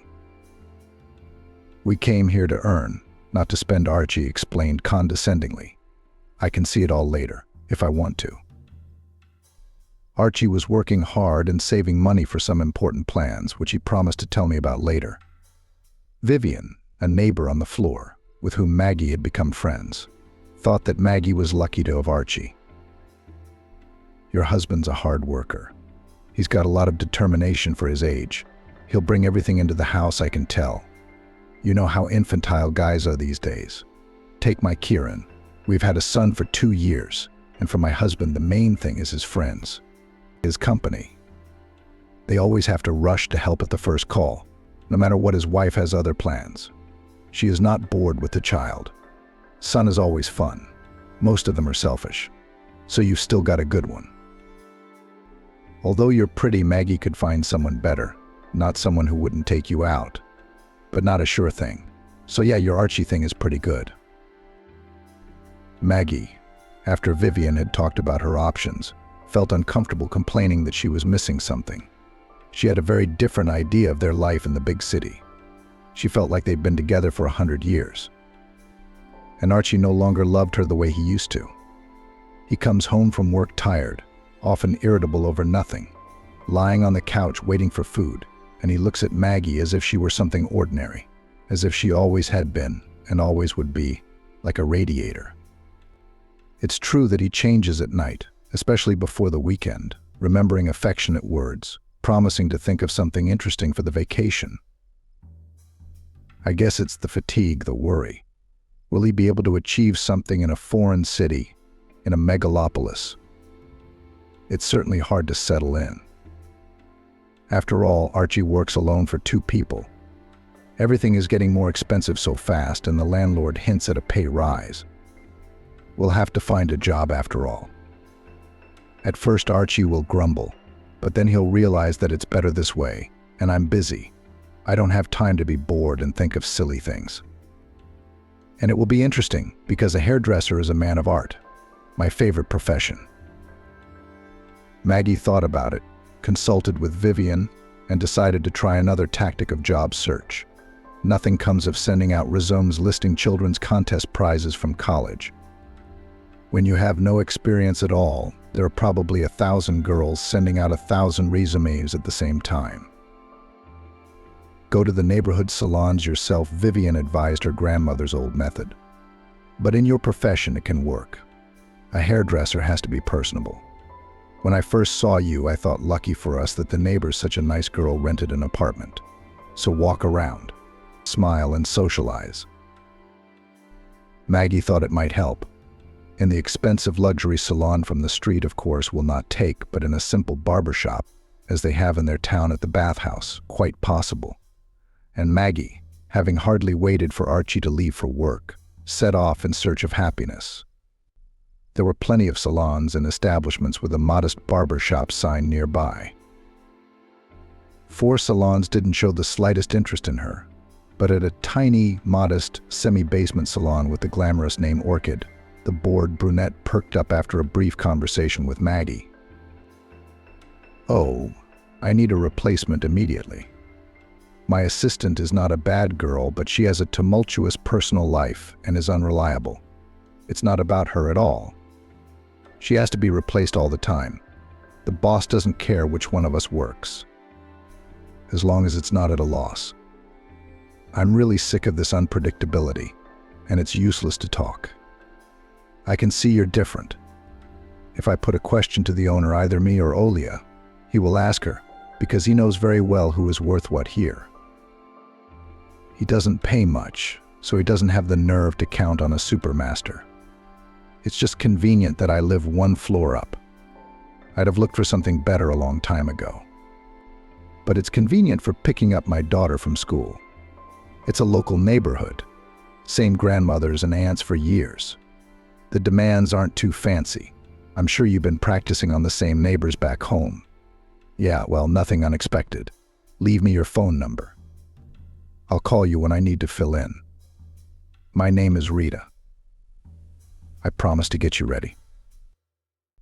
Maggie liked the confident Rose, but for some reason the air in the semi-basement Orchid seemed musty, sickly sweet, dizzy and nauseous. She politely said goodbye and hurried outside, where she barely made it to the corner of the house before vomiting into the grass. Maggie felt a little better, but suddenly she felt a strange weakness, as if all her strength had gone at once. She was even a little frightened and decided not to go home, but first to Vivian. "V, I think I might get a job, but it's a long shot," she said from the doorway. "Are you so pale?" Vivian marveled at the look on her face. Maggie sighed and told her what had happened to her. Vivian shook her head thoughtfully. "I don't want to scare you. It's better to test right away and eliminate the assumption. I have a pregnancy test lying around in my medicine cabinet." "What kind of test?" Maggie didn't understand. "Are you 100% sure you can't be pregnant?" "Then I'm jealous." Vivian waved her hands. "Do you think we're from the middle of nowhere?" "Of course we're using protection. Archie himself." Maggie smiled, not used to discussing such things. "Yeah, I believe every word you say," Vivian nodded. "When people say to me, 'How handsome Greg is,' I say, 'What do you want?' It's electronically verified. We were planning for later, like 5 years from now. But he had his own way. You found it. Take a test and don't think about horrors in advance. Maybe there's nothing. Or maybe there is, but it'll be fine." Maggie hadn't thought to ask Vivian how best to break the news to Archie. Hints were silly, it should be direct, but at the right moment, not from the doorstep, but when Archie had eaten dinner and rested a little. She waited until nightfall. And when the lights went out, she whispered in a half-whisper, "Archie, I'm pregnant. I'm sure you are. The smells in the barbershop made me sick. Vivian gave me a test and it showed 2 stripes. "Oh, really? You're not kidding me." Archie stretched out lovingly. "You know I don't get such stupid jokes." "I'm serious. Vivian told me that they also had a baby despite the measures. It's not uncommon. I will try to edit the text, keeping its basic content and style, replacing names and cities with American ones, dividing it into paragraphs, emphasizing dialogues and eliminating phraseology. No method could be completely trusted. Maggie didn't know what to say next. She fell silent, and silence hung. Only the ticking of the clock on the wall. Why was Archie silent too? He's gathering his thoughts. Now he's going to put his arm around her, say, "Don't worry, we'll get through this. I don't see the problem. I'll take care of it." It must have been half an hour before Maggie decided to speak again. "Archie, it scares me when you don't talk like that." "Maggie, I don't mean to say it's your fault alone. So you go to the doctor tomorrow and find out how much it'll cost to get it stopped quickly. And I'll give you whatever you need from my savings." It was as if she'd heard a completely alien voice. Maggie reached out a shivering, frozen hand, fumbled for the lamp switch, and turned on the light, as if she wanted to make sure it was her Archie. It was him. And he shielded himself from the light with his hand. "Well, what have you done to me now?" "Well, you're not hysterical. Are you going to tell me you want a baby? That doesn't make any sense. Why would we want one, especially now?" Maggie tried to catch his gaze, but he shivered with his palm and curved his mouth in displeasure. Her ability to speak suddenly returned to her. "I didn't want anyone, because I just didn't think about it. I can't abort. If I already have a child, I'll love it. My grandmother told me my father was happy when he found out I was coming.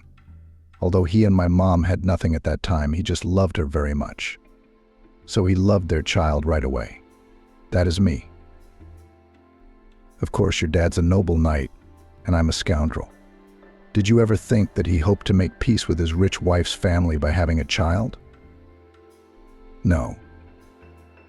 And that's life, baby." Maggie silently slipped into her flip-flops, went into the kitchen, and cried with her head on the table. Whether her daddy was counting on something or not, he still wouldn't be able to clean it up quickly, so to speak. Maggie knows for a fact that daddy couldn't have done that. She carried a small photograph behind her passport cover. There, Matthew and Nellie are squatting, holding the handles on either side of a tiny little girl in a crimson jumpsuit who has just learned to walk. "Daddy, Mommy." "I don't have anyone else to support me," Maggie whispered. Stop whimpering, she heard a good-natured voice above her. "Go to bed. Tomorrow, if you're afraid, they'll take you to the doctor." "Well, I'm sorry about that. Soon you won't even remember it." "I'm not getting rid of the baby." "Of course you're in favor of creating poverty. I could have guessed that when you were picking up stray cats with kittens." "But I'm not a stray." Maggie interrupted him quietly. "Look, why don't you get some sleep, calm down, and then we'll talk sensibly in the morning. I'm tired as a dog at work, and there's drama at home. I'm going to go sleep somewhere. If you want to talk without drama, call me." Maggie watched Archie silently as he folded his things without looking at her and threw his underwear and clothes into his gym bag. "Don't worry, he'll play free wolf, cool down, and come back. He'll apologize. The main thing is to keep your tail pistol and everything with him. And first pretend to be mortally offended and convinced that perfectly well do without him," exhorted and admonished Maggie Vivian. "I don't have to pretend I'll get along just fine without him, if not fine." "You'll have to get along awfully well," Maggie assured her grimly. "Why are you so downhearted?" Vivian continued to comfort her, not very confidently. Maggie interrupted her. "I'm sorry, friend, you're the best. But don't do this. He doesn't need me. I saw it last night. I don't know why I didn't see it before. Not when I was handy, when he needed me. Aunt Zendasia was right. If I didn't have the money from selling my grandmother's apartment, he wouldn't have brought me here with him. He'd have left alone, promised to come back for me, and disappeared." Archie was gone. Maggie couldn't take it anymore and burst into tears, crying and angry at herself for not being able to hold back her tears. It was as if Vivian had read her mind. "That's right. Don't be shy with me, Cry. How much do you need? You'll calm down quicker that way. I know what I'm talking about. We fools believe we're loved, that they'll take care of us. Sometimes we're lucky not to be wrong, but often we're not. Archie never came back. Calming down, if you could call her confused state that, Maggie looked around the apartment and realized there were no things left in it for him to come back for. All the little things they had managed to acquire for the house mattered only to Maggie herself. Archie had taken his clothes. Now he was probably staying with the single Kieran, whom he had made friends with at his new job. He so enjoyed the coziness and the dinners Maggie cooked from his grandmother's recipes with imagination. Was he so scared of the baby that he was even willing to sacrifice his comfort? Maggie endured a full week and dialed his number after all. The subscriber's phone is switched off or out of range, the mechanical voice reported. Maybe we should go see him at work, after all, Vivian reasoned aloud, trying to dispel Maggie's confusion. Would you like me to ask Kieran? He won't say no. He's such a chatterbox. It's not hard for him to talk man to man. At least find out how your Archie's feeling. Maggie looked up at her. She'd lost weight, her face drained. If in the last week, the already troubled green-brown eyes seemed huge on him. And like that, as if you couldn't see it yet, she said tiredly, maybe he's not sure yet. Do you know how cowardly they really are? Yeah, Maggie said with a strained smile. I'm all out of money. I'm out of the deposit from the sale of my grandmother's apartment, which I used to pay for this place. If I keep spending that money, I won't be able to pay the landlord anytime soon. Next month already. There is, of course. But I can't. I want to cry so badly, Maggie said tiredly. And Archie knows how the money is, and he doesn't care. What have you decided about the baby? Vivian asked cautiously. I don't know what to decide. I wouldn't forgive myself. It's not a question of the child itself, but what will live on when it's born, and I can't work yet. I have no one, Vivian. I don't even have anyone to come and babysit while I work. And I can't get rid of him. Don't look at me like that. I can't, that's all. I think it would be worse then than it is now. Vivian walked through the kitchen, looked in the spice jars and said, if your creep doesn't show up, you can always go home. At least there are all those aunts there who were friends with your grandmother will help you with something. But it's the last resort to go back penniless. You're still a little young. Could you have time to get a job here in St. Petersburg? Ideally, officially, of course, with maternity leave and everything. Employers don't like that. When everything becomes clear, they say that a pregnant woman got a job on purpose. But they have their own truth, you have yours. You need to live, and they don't care. But with your profession and no experience, it may not work out that way. So at least you got something. I'll always buy you a meal and feed you. You won't go hungry, that's for sure. If you don't spend your paycheck but save up some money here and come back to your town with a small reserve for the first time. Or maybe you'll be lucky enough to find something decent. Then you'll stay in St. Petersburg as long as you want. Maybe I'm wrong, but that's what I'd do if I were you. A job first, and then we'll see. Maggie thought that's what she'd do. She just did. Half an hour later, her cell phone rang. Maggie, hi. Listen, I'm not going to tell you over the phone, but I think I have something for you, said Rita from Orchid. Here's what the edited text might look like. Rose reported. Our Richard wants to see you. He promised to be at the salon by about 3 p.m., so you better hurry up too. Should I bring my papers? Maggie asked. Yes, I doubt he'll look at your papers right away, Rose said. Well, take your passport just in case, and don't pretend to be a foreigner, like a Czech. It's not like I have any idea what he's going to get in his head from our unpredictable boss. Unpredictable. That's not very reassuring, Maggie thought. But there was no choice. Good thing she looked good that day. Maggie washed her hair, did her makeup thoroughly, dressed in one of her newest casual dresses, and even wore heeled sandals, even though she usually wore more comfortable shoes. By 3 o'clock, she was at the salon. The director had to wait another half hour. Maggie was having coffee with Rose and one of the clients from the next door, a bright, fresh-faced, red-haired, cheerful lady. "The bosses aren't late, the bosses are late, girls," she announced, making funny grimaces. She entertained Maggie and Rose with amusing stories. It wasn't boring at all. But when the principal did arrive, the cheerful client quickly said goodbye and left. Margaret, instead of gossiping, would have cleaned the place up for once. I'm not talking about superficial cleaning. I'm talking about real cleanliness. "I can't believe you don't have time." "I can tell from the receipts that I have time," he said, instead of greeting, without anger, with lazy irritation. Richard was a thick, stocky, middle-aged man in a brightly colored Hawaiian shirt that was a little tight around the stomach. Richard have a cheerful outlook on life. Is something wrong? "Just yesterday I was your smarty pants girl," Rose said with a smile. "Is this the girl you were telling me about?" He changed the subject. "Yes, that's Maggie, a certified hairdresser with diploma certificates. Let's give it a shot. This girl really needs a job. She's just dying for a job. She's serious, she won't ask for time off. Right, Maggie?" Yes, Maggie confirmed, trying to be convincing. Here's what the edited text might look like. "Hello, please take me on probation," Richard said. Maggie's girlfriend brown-eyed. "I'm blonde," he hummed, giving Maggie a friendly, quick glance. "But the thing is, I don't need another hairdresser.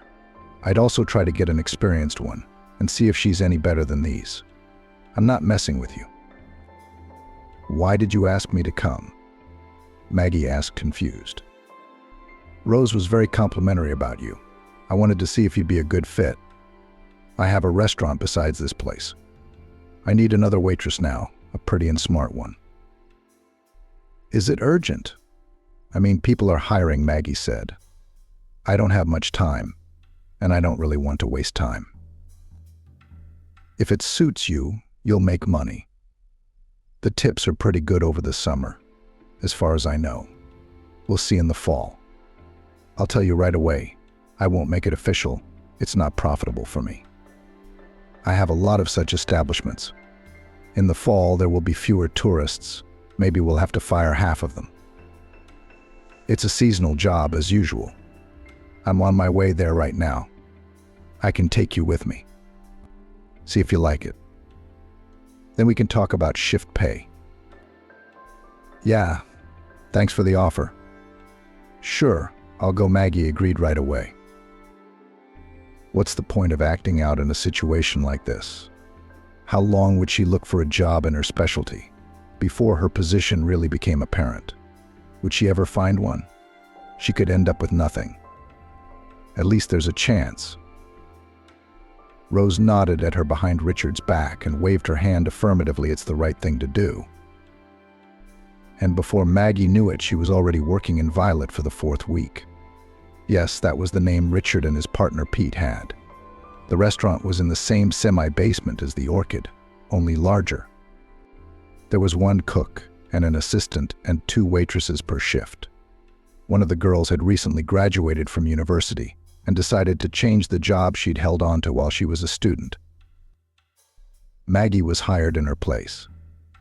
The restaurant was quite cozy, frequented, inexpensive, and the place was quite lively. The food was good. Another plus at work, they fed, of course not the same as the clients, simpler and cheaper. Pasta or potatoes with a meat portion, wieners or a chicken leg. At first Maggie was very happy, no need to spend on food on weekdays, again saving money. But more and more often there were days when every trip to the kitchen for an order became a feat for her. The mere smell of food made her nauseous. Not even the most appetizing dish from the banquet menu, let alone a company meal. Maggie worked shifts 2 days a week from 11 to 11 p.m. And you'd never guess in the morning how the shift would go. You'd fly from morning till night and chew on cabbage, carrots, and apples all day. Or barely crawl, holding onto the wall and trying not to look at the food, coming to the kitchen for an order. The doctor at the women's clinic, where Maggie registered for temporary registration, explained she has toxicosis. It happens a lot, but it's not a big deal. It should pass soon. I wish it would go away soon, Maggie thought. When the cook Vince is on shift, she's more relaxed. He doesn't notice anything, like all the guys. Thinking it's not a big deal, the girl didn't sleep well. But Sarah, or Sarah Lindsay as she called herself, looked at her suspiciously, as if she'd guessed it all long ago. Maggie tried not to think about it, remembering her friend Vivian's admonition. You need to take care of your nerves now, or you'll have a lot of trouble later with a nervous child. It's just a job. You do it and you go. You don't care what anyone thinks. Vivian herself knew how to do that. She'd recently gotten out of maternity leave, returned to her accounting department, and talked about her boring boss with a laugh, no hard feelings. Maybe it was a good thing the heat was a rarity in New York that summer. It was hard to bear with the humidity here. Or was it just Maggie now? But one day on the shift it got unbearable. Nothing. It would soon be over. She ran into the locker room, behind which was the restroom, and tore off the top 2 buttons of her white work blouse to keep it from getting dirty. As she was about to get up and go to the gym, she heard behind her. You don't make any sudden movements, girl. There are only 2 tables. Natalie can handle it without you. Let's make some peppermint tea. It helps. I've got a lot of mint growing in my garden. I'll give it to you at home if you want it. Ginger tea helps with that too, and you should eat it. You should eat more often and sleep longer. Sarah looked at Maggie without laughing, but also without pity, with calm understanding and sympathy. For some reason, Maggie felt not scared, but much relieved that she had punctured herself after all. In 10 minutes in the kitchen, while she drank mint tea, she told Sarah Lindsay her whole story. The usual story, she said. Svet, are you going to take the groceries? Pete asked behind her back. Ah, hello, Svetlana Borisovna. Sarah Lindsay in turn asked in a deliberately mocking tone. Maggie even forgot that she felt sick and realized with sober horror that Pete could have heard their conversation. This companion of Richard's, young, thin, and noiseless, frightened her very much for some reason. Unpleasant, always coming unheard, such was his gait. With cooks still sometimes greets, even something else will say. And waitresses in general about the furniture, even a word never dignifies never. Maggie jumped up at his discovery and happily clung to the elbow of Natalie, who had appeared in the kitchen. Oh, Natash, let's go for a second. Come on, what did you get out of Natalie? As soon as they were out of the door, you'd think a little bit in the kitchen. There's not a full house in the auditorium. That Pitlick's probably the main one, and he's just acting like it.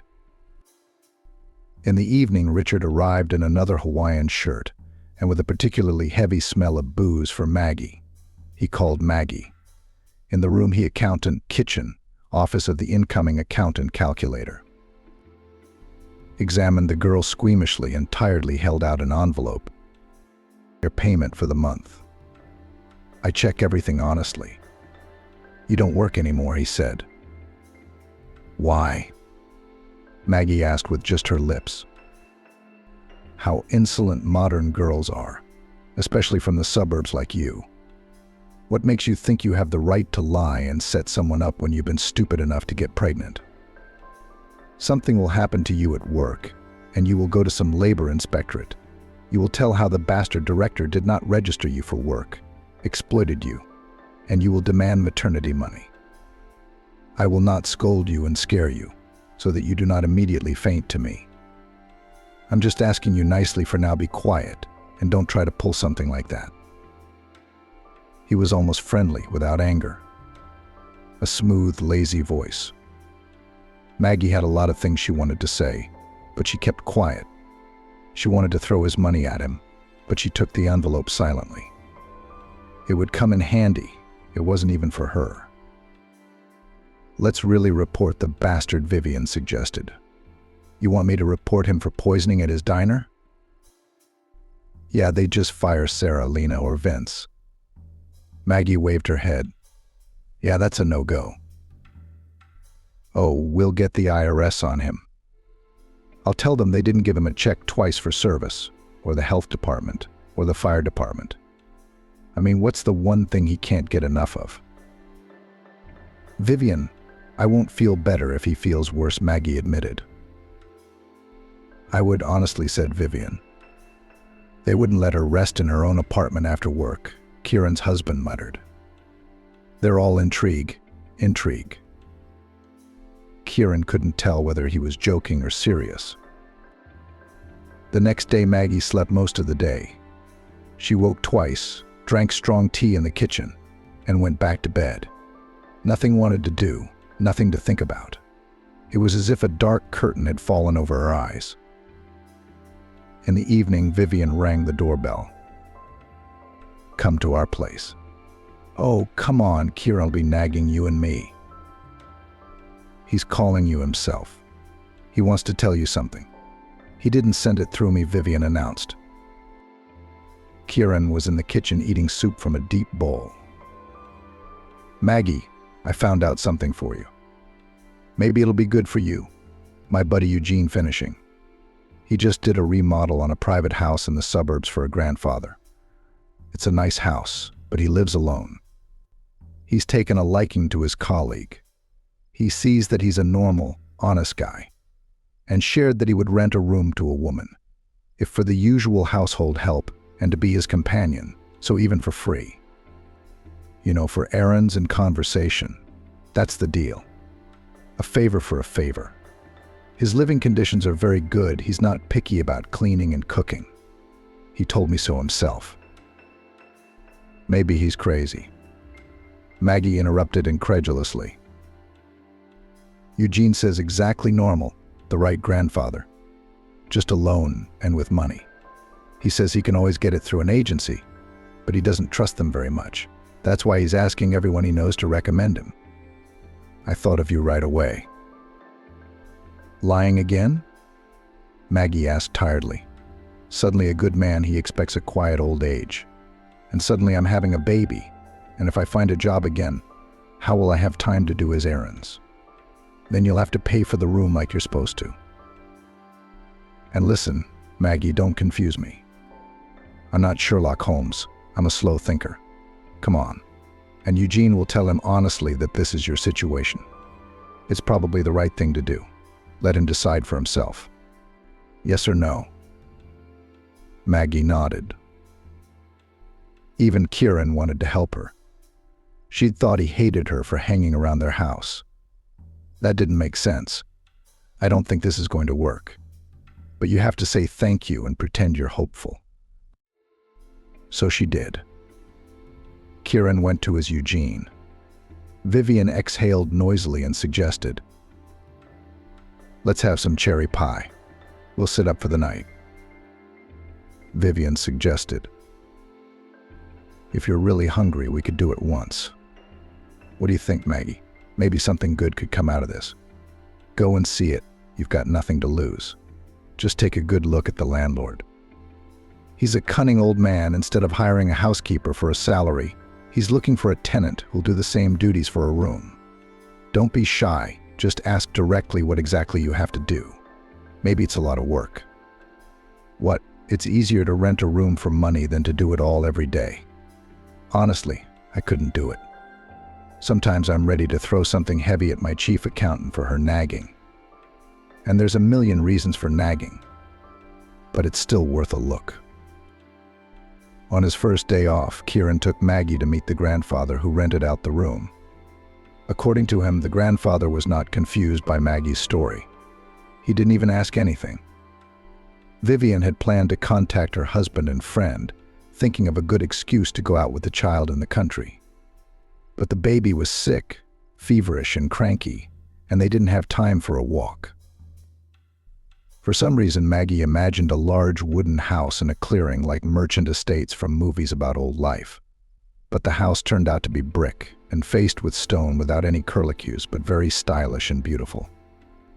It was surrounded by a small garden, a few apple and cherry trees without a trace of beds and flower beds. This through the fence could be seen at once.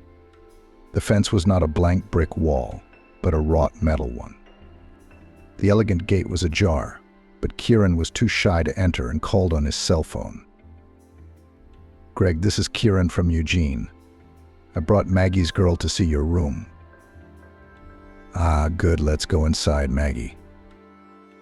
As they walked along the stone-paved path toward the house, the front door opened, and the owner himself appeared, holding a large and very shaggy white dog by the collar. From under his bangs, he was scrutinizing Maggie and Kieran. "This is Archie. He's peaceful. As long as he doesn't attack us," Master said. Master continued. "So don't be afraid of him for a minute if you're not going to attack him. And I'm Greg." One had to look closely at his face to realize that the host was well into his 70s, covered with a grid of wrinkles where deep and sharp, where thinner and smaller.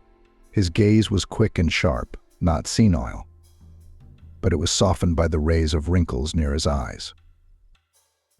"Not mean," Maggie breathed out quietly. "And if you didn't look at his face, you'd never think he was an old man." He had the posture of a middle-aged man with a gaunt figure and no hint of decrepitude. Completely graying silver hair was cut very short, a neat beard. Greg invited them into the house. So respectable on the outside, the house turned out to be cozy, but a little unusual on the inside. Of course, it was obvious from the many signs that a woman's hand had not been here for a long time, although the owner obviously keeps order. But the main thing was that the house was as if several different eras had come together.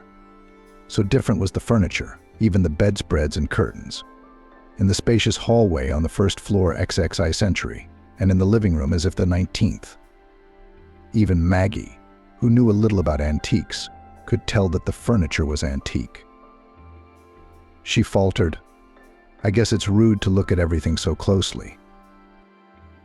Kieran took a seat on the edge of the guest sofa at his host's suggestion and kept modestly quiet. "I suppose you want to see the room at once, Maggie?" Greg asked. "Have you already decided that I'm the right person for you?" Maggie was surprised and confused. "Have you decided that I'm not the right person for you?" The landlord laughed. "Don't be so quick to judge. Let's see the room. It's right here on the first floor. I myself live on the second floor. There's an office and a bedroom. The rest of the space is abandoned. It's just a bunch of old archives. I'm sorting it out, but it's a little light. If you'd like to keep me company, I'd really appreciate it. Of course, if you're interested." Here's how it went down. Greg opened the light beige silent door. "This is the room. Come in, Maggie." A square room, the window looked out into a cozy corner of the garden. It seemed very warm and cozy, though the only furniture was an old chest of drawers, a small table with a mirror, and a bed. "We'll find a closet for dresses," said the owner. "Curtains. If you don't like them, change them. The main thing is not to tear down the load-bearing walls, and the rest is negotiable, solvable." Maggie remembered the most important thing. "Greg, I like the room. You just tell me all your conditions in detail at once. You told Eugene that you're renting the place out for household help, and I'd like to know what my duties will be. I'm conscientious. But you know I'm having some difficulties." "What a businesslike girl you are," smiled the owner. "Your difficulties, as you put it, do not interfere with me. Maybe it will sound strange what I will say, but try to understand. I know you have no one. I don't have anyone either. I could hire a pro housekeeper and have, but I don't want an uncomfortable stranger's professional servant person in the house anymore. I don't have a need for the house to be perfectly cleaned, like for a magazine, and to be serviced like a luxury hotel. I need a live-in person in the house. I like you a lot, and I don't like all people. Household chores without the fanaticism. The same things you'd do if I were your dad or your grandfather living under the same roof. A little bit at a time, depending on your mood. Just so you're sure this isn't charity.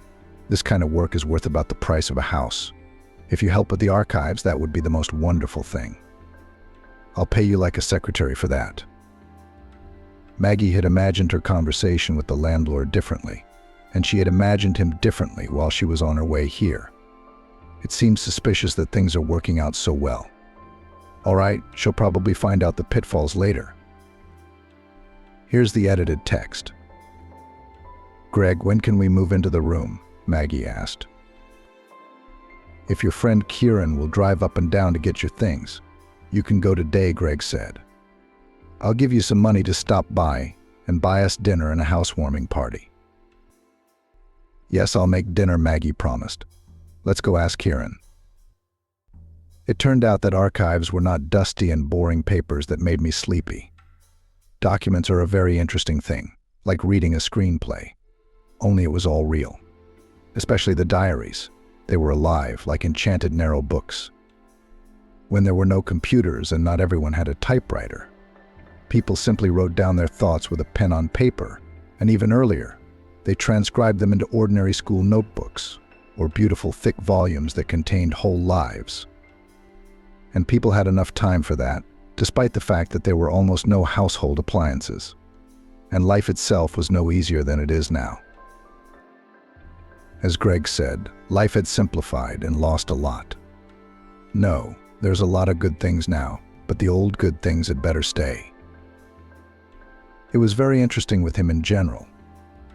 Vivian was worried that Maggie was bored out there on the outback with her old grandfather and called for her to come and visit them more often on weekends. Maggie was happy to come, and she took a couple of walks around New York with little Greg, and then she was just as happy to come back.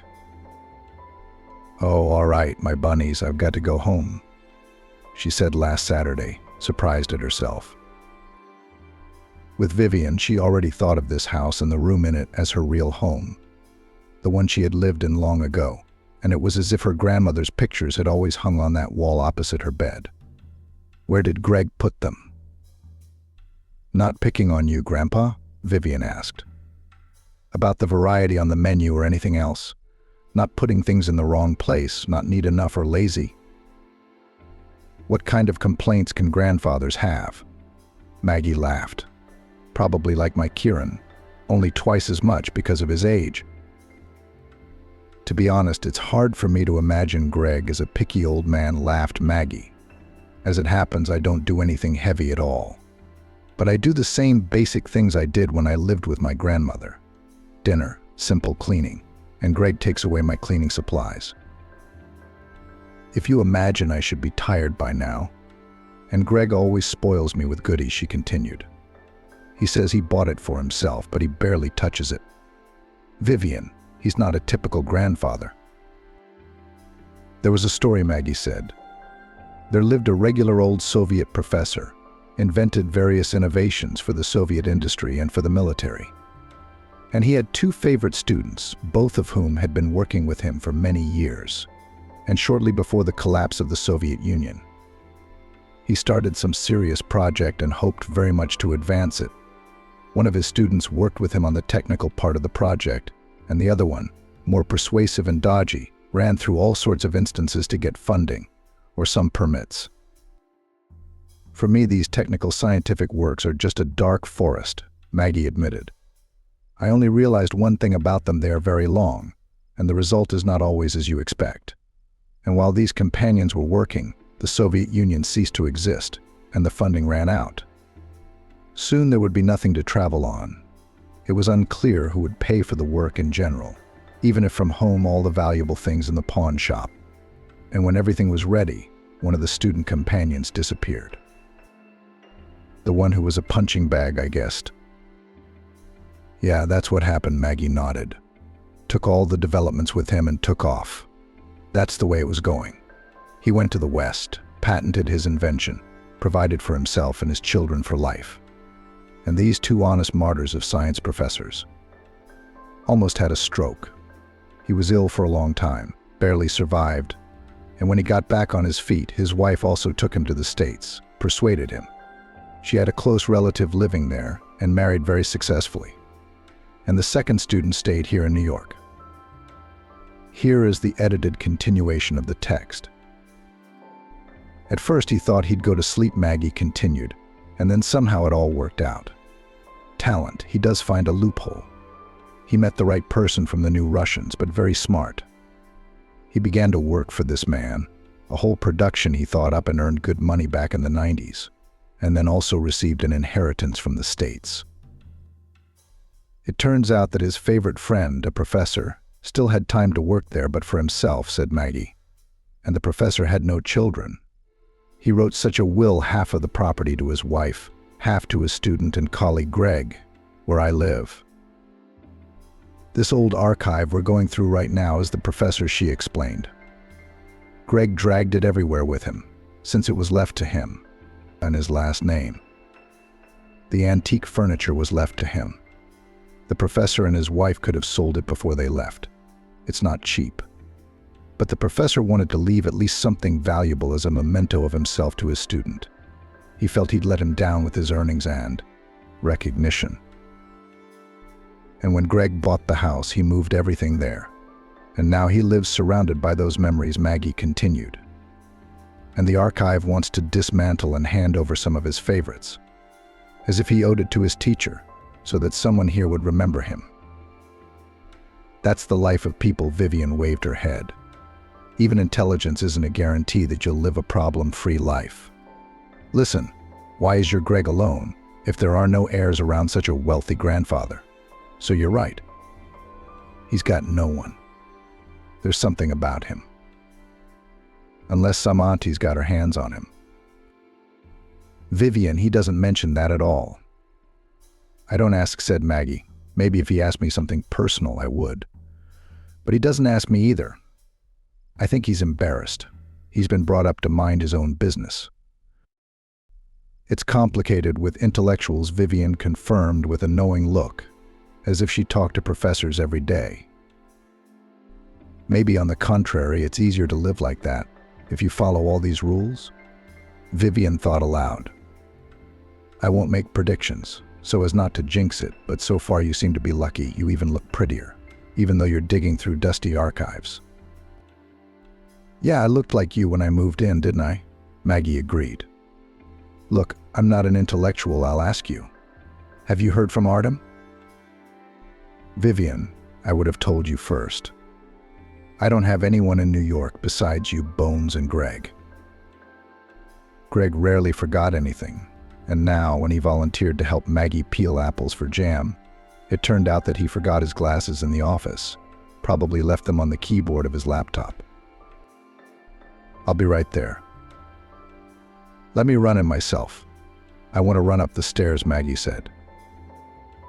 She had only been in the office a few times. It was Greg's diocese. As he put it, I'm the master and manager here. Occasionally he'd do a little rearranging the books on the shelves or some figurines. Now on his antique bureau desk next to his laptop, besides his glasses, a chessboard with bone chess and a small photograph in a thin wooden frame had been left behind. Maggie hadn't noticed any photos in the office before, at least not in prominent places. In the black and white amateur photo, a little girl with 2 ponytails on top of her head is lying on the sand in a swath of sea surf, laughing and hugging a large striped bouncy ball. Maggie remembered every detail of that photo very well. She had one just like it in her backpack, in the same folder with her passport, diploma, and the few expensive photos. Greg, where did you get that photo of the girl at sea? Maggie asked, forgetting her embarrassment as she went down to the kitchen and handed the landlord her glasses. That's the picture I took. I was into photography, Greg replied, looking anxiously into Maggie's face, as if listening to her strange mood. That's my daughter, Nellie. Maggie looked at the picture of little Nellie hugging a large bouncy ball, and her voice trembled slightly. I carry a picture like that with me. It came here with me too. That's my mom, Nellie. Greg nodded sadly. Yes, Nellie Vitalievna was my wife. A good memory is far from always a blessing. She's a curse sometimes. Memories came flooding back. The beautiful Angela, whom he had adored until their last day together, had suddenly become a complete stranger. She looked even more beautiful, but it was a manicured, magazine beauty that was scary to touch. I don't want the child to flip back and forth, Angela said in her gentle voice. It will be easier for her to forget you and get used to a new father. Vitaly takes good care of her and wants me to call him Daddy. She'll have everything you could never give her. Do you know how much Nellie loves me? Greg asked painfully. You dared such a despicable fiction to make a child feel betrayed by her own father. She had already stopped caring. Children forget things quickly, Angela replied. When she's an adult, she'll understand me as a woman. If you come up with the idea of showing up, it will only be worse for her. Greg sighed. Yes, you've studied me pretty well. I won't tell my daughter that her mother easily denigrated her father. At least let her mom stay good to her. Thank you, Maggie said. I knew you'd understand, Greg. I'm not filing for child support. I know how hard this is for you. Thank you, he chuckled through gritted teeth. He turned and walked away. I didn't know where, just away. He didn't recognize anything else, and he'd never looked for anyone. He himself could no longer answer who he was protecting more, his daughter or himself, and he made a terrible mistake. Had he found his daughter in time, there would have been someone to support her when her mother had turned her away because his Nellie had chosen an unfavorable husband. And Maggie's granddaughter would have had someone to support her and his son-in-law's sainted mother. Maybe Maggie's only real grandmother would still be alive if her heart had paid for serious treatment. But history does not bear the subjunctive mood. As his teacher and colleague used to say, now you have to move on and live a long time, because soon there will be another tenant in the house who will have to be taken care of for a long time until he can take care of himself. And to live long, easy and pleasant when you have someone to live for. Vivian's voice was a little strained, and she didn't call in the evening as usual, but on her lunch hour. Maggie, would you mind if I came straight over after work today? Yeah, nothing's wrong. Everything's fine. Just in the mood to see you and chat. There's some little things I need to tell you. Yes, come over, of course, Maggie said. Especially since Grandpa's going to a class reunion at the Institute, and he's worried about how we're going to be alone for so long. What if we need something in his absence, and he's not here? I'll at least reassure him that we won't miss him. Oh, great. Considering all the traffic, I'll be at your place by 8 p.m., Vivian promised. Maggie sent her grandfather a wet asphalt suit for the weekend, tied his tie, approved his gentlemanly image, and escorted him to the meeting. He waved a long time after the cab. Back at the house, Maggie put on her cash and went out into the garden with it. In the far sunny corner under the apple trees, unnoticeable from the road, they had a real nest. Grandfather had hung a baby cocoon hammock there for Nellie. It seemed to Maggie that her daughter loved to lie there and watch the sun bunnies playing in the apple leaves. She hummed softly in her own language, and then she would fall asleep and sleep soundly. Whatever sounds came from the road, the clever dog Archie, who knew not to bark now, sat nearby and just breathed noisily. There, too, at arm's length, stood a small, elegant garden table and 2 armchairs. Grandfather and Maggie had been sitting there for a month, since the middle of May, at 12 o'clock, rocking Nellie and listening to her hum. She's going to have a beautiful voice, Grandpa laughed in a whisper, raising his index finger to the sky. And not for nothing did she go to the opera and operetta. When in October in the city and in nature became somehow, especially Petersburg, without shelter and dreary, Grandpa Greg came up with an entertainment for Maggie. These are the theaters you like, he asked. Maggie didn't know which one she liked, or if she liked them at all. "I've never been to one before," she said shyly. "In our town there was nothing but the House of Culture. And here I didn't have time. Sometimes they brought some performances to the House of Culture, but I was never particularly interested in it." "I see. What would be interesting?" Did not lag behind grandfather. "I like music," Maggie admitted. "Not electronic music for disco, but beautiful music, which is good for thinking or remembering something."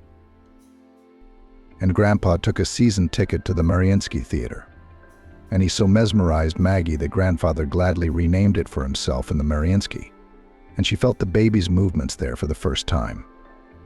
The ultrasound showed it was a girl. Maggie knew for sure. A girl listens to music, swoons along with it during opera arias, and dances to the front. "Can you tell I'm making this up?" Maggie used to say to her grandfather. But Nellie liked Queen of Spades best of all. He looked strangely and was silent for about 5 minutes, as if he were talking to himself, but he couldn't say it aloud. He only glared. Maggie realized only then that she had not told him how she had decided to name her girl at once, as she had already called her. Nellie was born in February, on a windy, blizzardy night. Balloons and flowers greeted them from the maternity hospital by 3 people: Grandpa, Vivian, and Kieran. Kieran drove them home, and it wasn't until their friends had left after a small buffet that Grandpa Greg sat down across from Maggie and asked, "Maybe you should let Nellie's father know she was born after all? What do you think?" "Grandpa, you haven't asked anything about him at all for so long. I thought you never would. You don't want to know anything about him?" "I just saw that you didn't want to talk about him. It's a day like this. Maybe you'll see things differently now. The trouble with people like you is that you judge others by your own judgment," said Maggie. "You're right in some ways, but don't forget that I'm old. I've learned a few things and gotten over my naivete. Just bring me up to speed, at least briefly, while our girl is asleep." And Maggie did. To her immortal surprise, it was not at all hard for her to tell her grandfather about Archie and how easily he'd walked away from her, as if retelling a movie or a novel. It didn't have the slightest relevance to her anymore. She has a different life with other people in charge. Grandpa agreed with Maggie. Everyone who should know about Nellie's birth had already been notified. It turned out that it only seemed to Maggie that the recent past had evaporated completely. Vivian tiptoed over, looked at the sleeping Nellie, and said, sitting down on the edge of the chair, "Maggie, you'll have to forgive me in advance, please. I'm a fool to admit it." "Don't scare me with your preambles," Maggie said. She had almost no doubts about what she was going to talk about. "We had a big corporate retreat at work, the company's 20th anniversary. Shashliks in the evening scattered on the bumps to talk. Well, we have a purely female company gathered on the open veranda of all ages from 30 to 55, and there was the usual conversation about how hard it is to raise a child alone, that say it is better not to dare. In general, it's always poverty and problems. And somehow everyone fell into such pessimism, strange for a corporate party, that I wanted to tell something good. I mean, it's not always that bad. So I told Maggie the story of how she found her grandfather. I didn't even give her name, but I told them she was my friend. The girls were surprised, happy for her and her daughter, and cheered up. You'd think that would be the end of it. No way. A day later, Sunday, the doorbell rings. Maggie's ex is on the doorstep, looking anxiously for her. I let him in. Of course, I'm not being rude. Or rather, I was just confused by surprise and forgot I should have been harsh. "This is a phenomenon," I said. Here he began to me, obviously according to the prepared scenario, say, he realizes that I consider him a scoundrel, and he fully agrees. He is a scoundrel, but only now he has realized everything, and other things in the same vein. Probably watched a couple shows as a guide. I sit there nodding, pretending to be touched by his remorse, and he sings to me that he would have apologized to Maggie a long time ago if she hadn't changed her phone number and location. I lost track of her, you see. I've only just decided to ask you now. I was so ashamed to show up, he said. I was even too lazy to ask him tricky questions. I was so disgusted. He thinks I'm a fool. No, I do not claim to be a smart woman, but not to this extent. I don't know how to get rid of him. As luck would have it, Kieran was out fishing with Eugene. If only it were that easy. Archie started begging me. Give me an address, at least give me a phone number. So I blurted it out. I've got my own life and my own business. I don't have time to deal with other people's problems. We haven't talked to each other since we moved away. We were just roommates. Maybe Maggie even went home. Go back to your town if that's what you want. He didn't believe me for a second. Don't lie to me, kid. I ain't done nothing wrong to you, he started. He's angry and about to threaten me, even though it's not good for him. I was lucky the fishing trip didn't work out and Kieran came home early.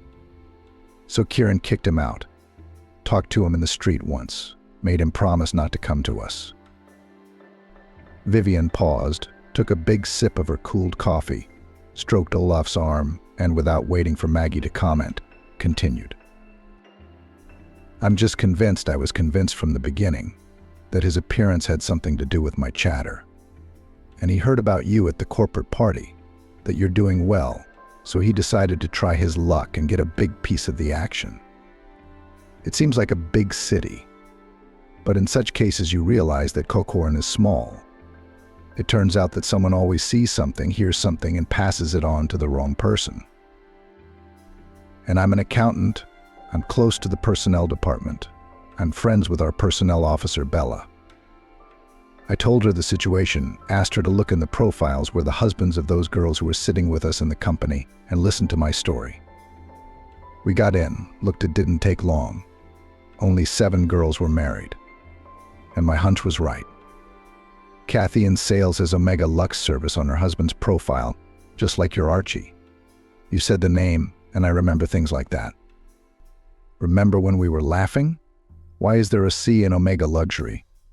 And then it turned out that it's a designation of the Viborg district, and there are other Omegas. Here is the most likely version. That Archie is a buddy of Kathy's husband, and she told the story from the corporate party in front of him. And this goose, of course, recognized himself and you. It's too much of a match. Didn't I mention you were my roommate the other day? Maggie, I'm sorry, and be aware that he might show up, Vivian warned. Wow, Vivian, you're really something. Maggie smiled, trying to make her smile as serene as possible. You've made such a detective out of nothing, even going into the personnel records. It's not your fault. You couldn't have foreseen anything, you just told me in the mood. I've always loved hearing other girls' stories, too. I didn't think there was anything wrong with it. If you're not gossiping, not saying mean things behind your back, but just talking about a person, thank you for not being mad at me. I would understand if you scolded me. Are you going to do anything about it? What do you mean? Maggie didn't understand. Stuff my stuff in a suitcase and run off somewhere? No one came to see me. Even if Archie somehow found out where I lived, there was no way he'd come here. Unless you said it was a threesome. Maybe he's picturing a mansion with columns, an alarm system, a panic button, and a couple of grim bodyguards. I didn't mention that, Vivian exhaled with relief. Oh, I even said that you have a gorgeous dog, a South Russian sheepdog. By the way, this breed is considered unpredictable and aggressive. Sorry, Olaf. By the way, you do have an alarm system, don't you? Richard returned home lively, happy to see old friends. He joked, retold stories of his classmates, sent greetings from them to his granddaughter and great-granddaughter, and announced that he had missed them. Maggie didn't tell him about Vivian's accident. It wasn't right to worry if he was the only one who would worry about her and Sarah. He needed to be taken care of, too. and there was no one else to do that but her. Sure, she was scared at first, but only a little, and at the very first moment. It's clear that Archie is not a villain, but an ordinary selfish guy. Absolutely nothing to be afraid of. Maggie will think of something if he shows up. A month later, Maggie had almost forgotten Vivian's warning. She had no time to think about unpleasant things. Her daughter Sarah was growing up. She was already sitting up in her crib, trying to sit up even in the soft cocoon chair. When she saw Olaf, she was happy and stretched her arms to him, trying to run them into his shaggy hair. "Don't worry," Richard said reassuringly. "Olaf understands perfectly well that it's a puppy." Vivian came almost every weekend with her granddaughter and sometimes with Kieran. But Maggie also wanted to suddenly go to Peter. Grandpa was supportive. "And I still wonder how you are still not bored. At your age, solitude is usually hard to bear. The baby's over 6 months old. It's time you got out into the world. Go out with Vivian, even if it's just a carefree summer cafe. And Mommy needs to rest too. Why don't you find the milk and I'll do it without you? Fine and feed." "Good girl," praised Richard. "I am amazed at your knowledge in different areas. What did you think?" "I secretly read literature about children and control the process of growing and education." Grandpa grinned. So Maggie went to Vivian's. They did not sit in an outdoor cafe and walk together through the zoo, but still had a great time. They said they'd be coming here with Sarah very soon, showing her bigger animals than Olaf. She'd definitely be interested. They talked about how, when Sarah gets a little older, Maggie is going to open a little beauty parlor. Grandpa wants to help her start a business she likes, and it would just be great if Vivian would agree to do the bookkeeping. They did 3 laps around the zoo. Olaf didn't want to leave. When we managed to get him out, we bought ice cream and sat down with him on a bench in Alexander Park. Maggie took a bite of ice cream with pleasure and heard a half-forgotten familiar voice from the side. "Maggie Schenk." She shuddered. It seemed to her that Vivian had, too. Olaf was running around the flower bed, eating ice cream on the run. Archie stepped out of the mottled shade of a tree and stood in front of them. "Maggie Schenk." "Hello, Maggie," he said to her. "We have to go," Vivian said. "We're late, let's go." "Wait for me just a little while," Maggie heard her own carefree voice. "I'm interested." "It won't take long. I'm listening." The last words were meant for Archie. "Where's our daughter?" he asked, making a worried face. "We don't have anything ours," Maggie Reshetniak explained amicably. "I'm sorry if you can. I need you and your daughter. It just took me a long time to realize it.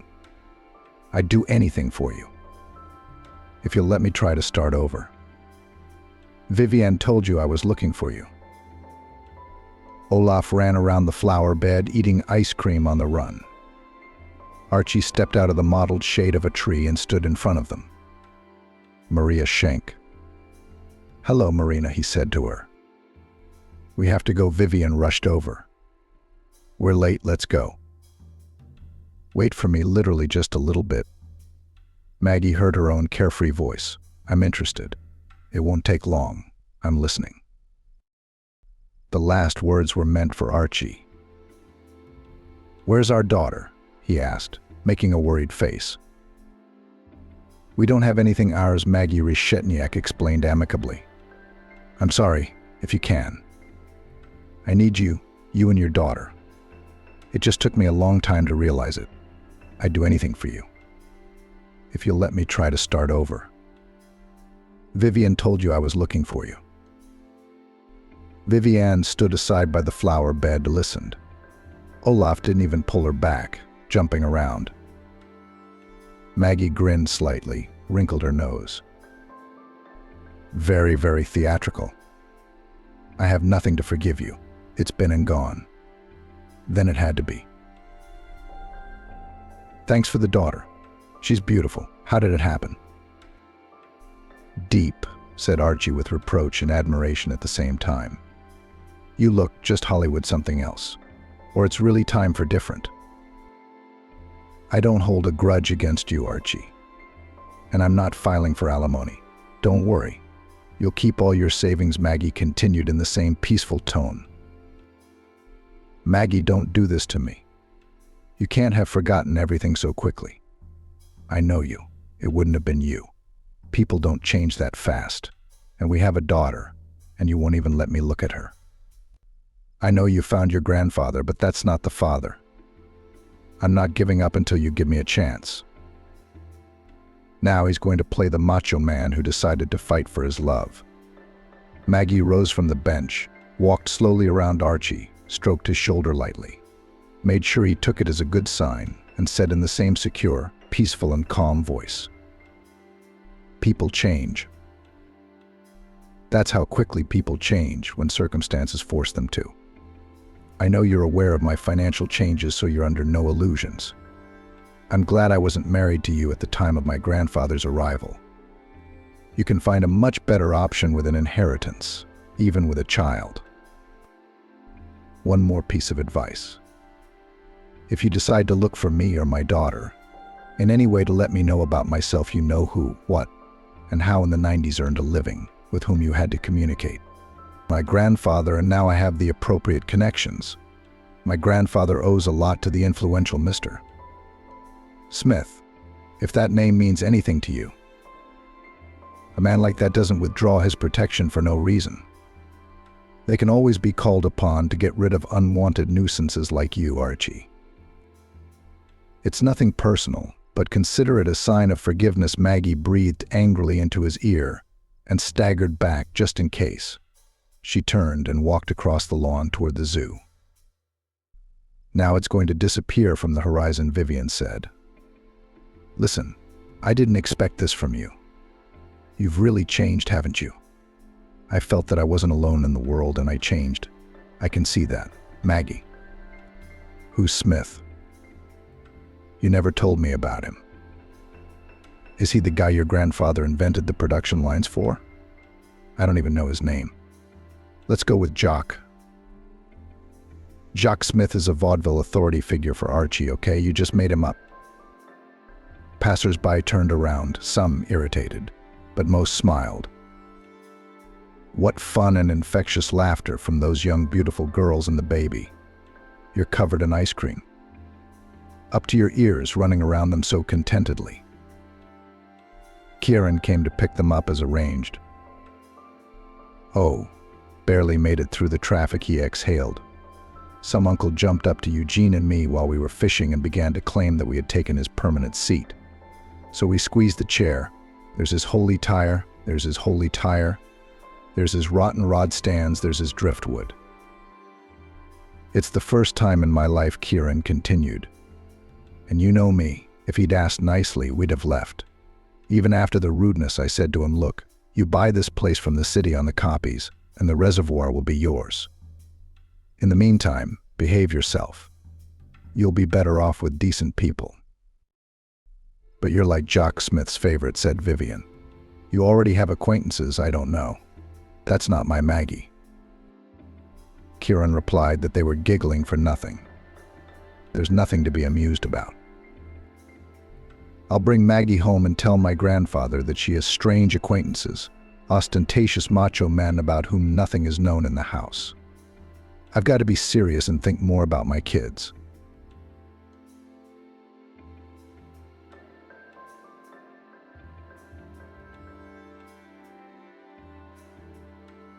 Rich mother-in-law came to check on her daughter-in-law in the hospital, and upon hearing her words, Maggie McCullough was not happy with her son's choice.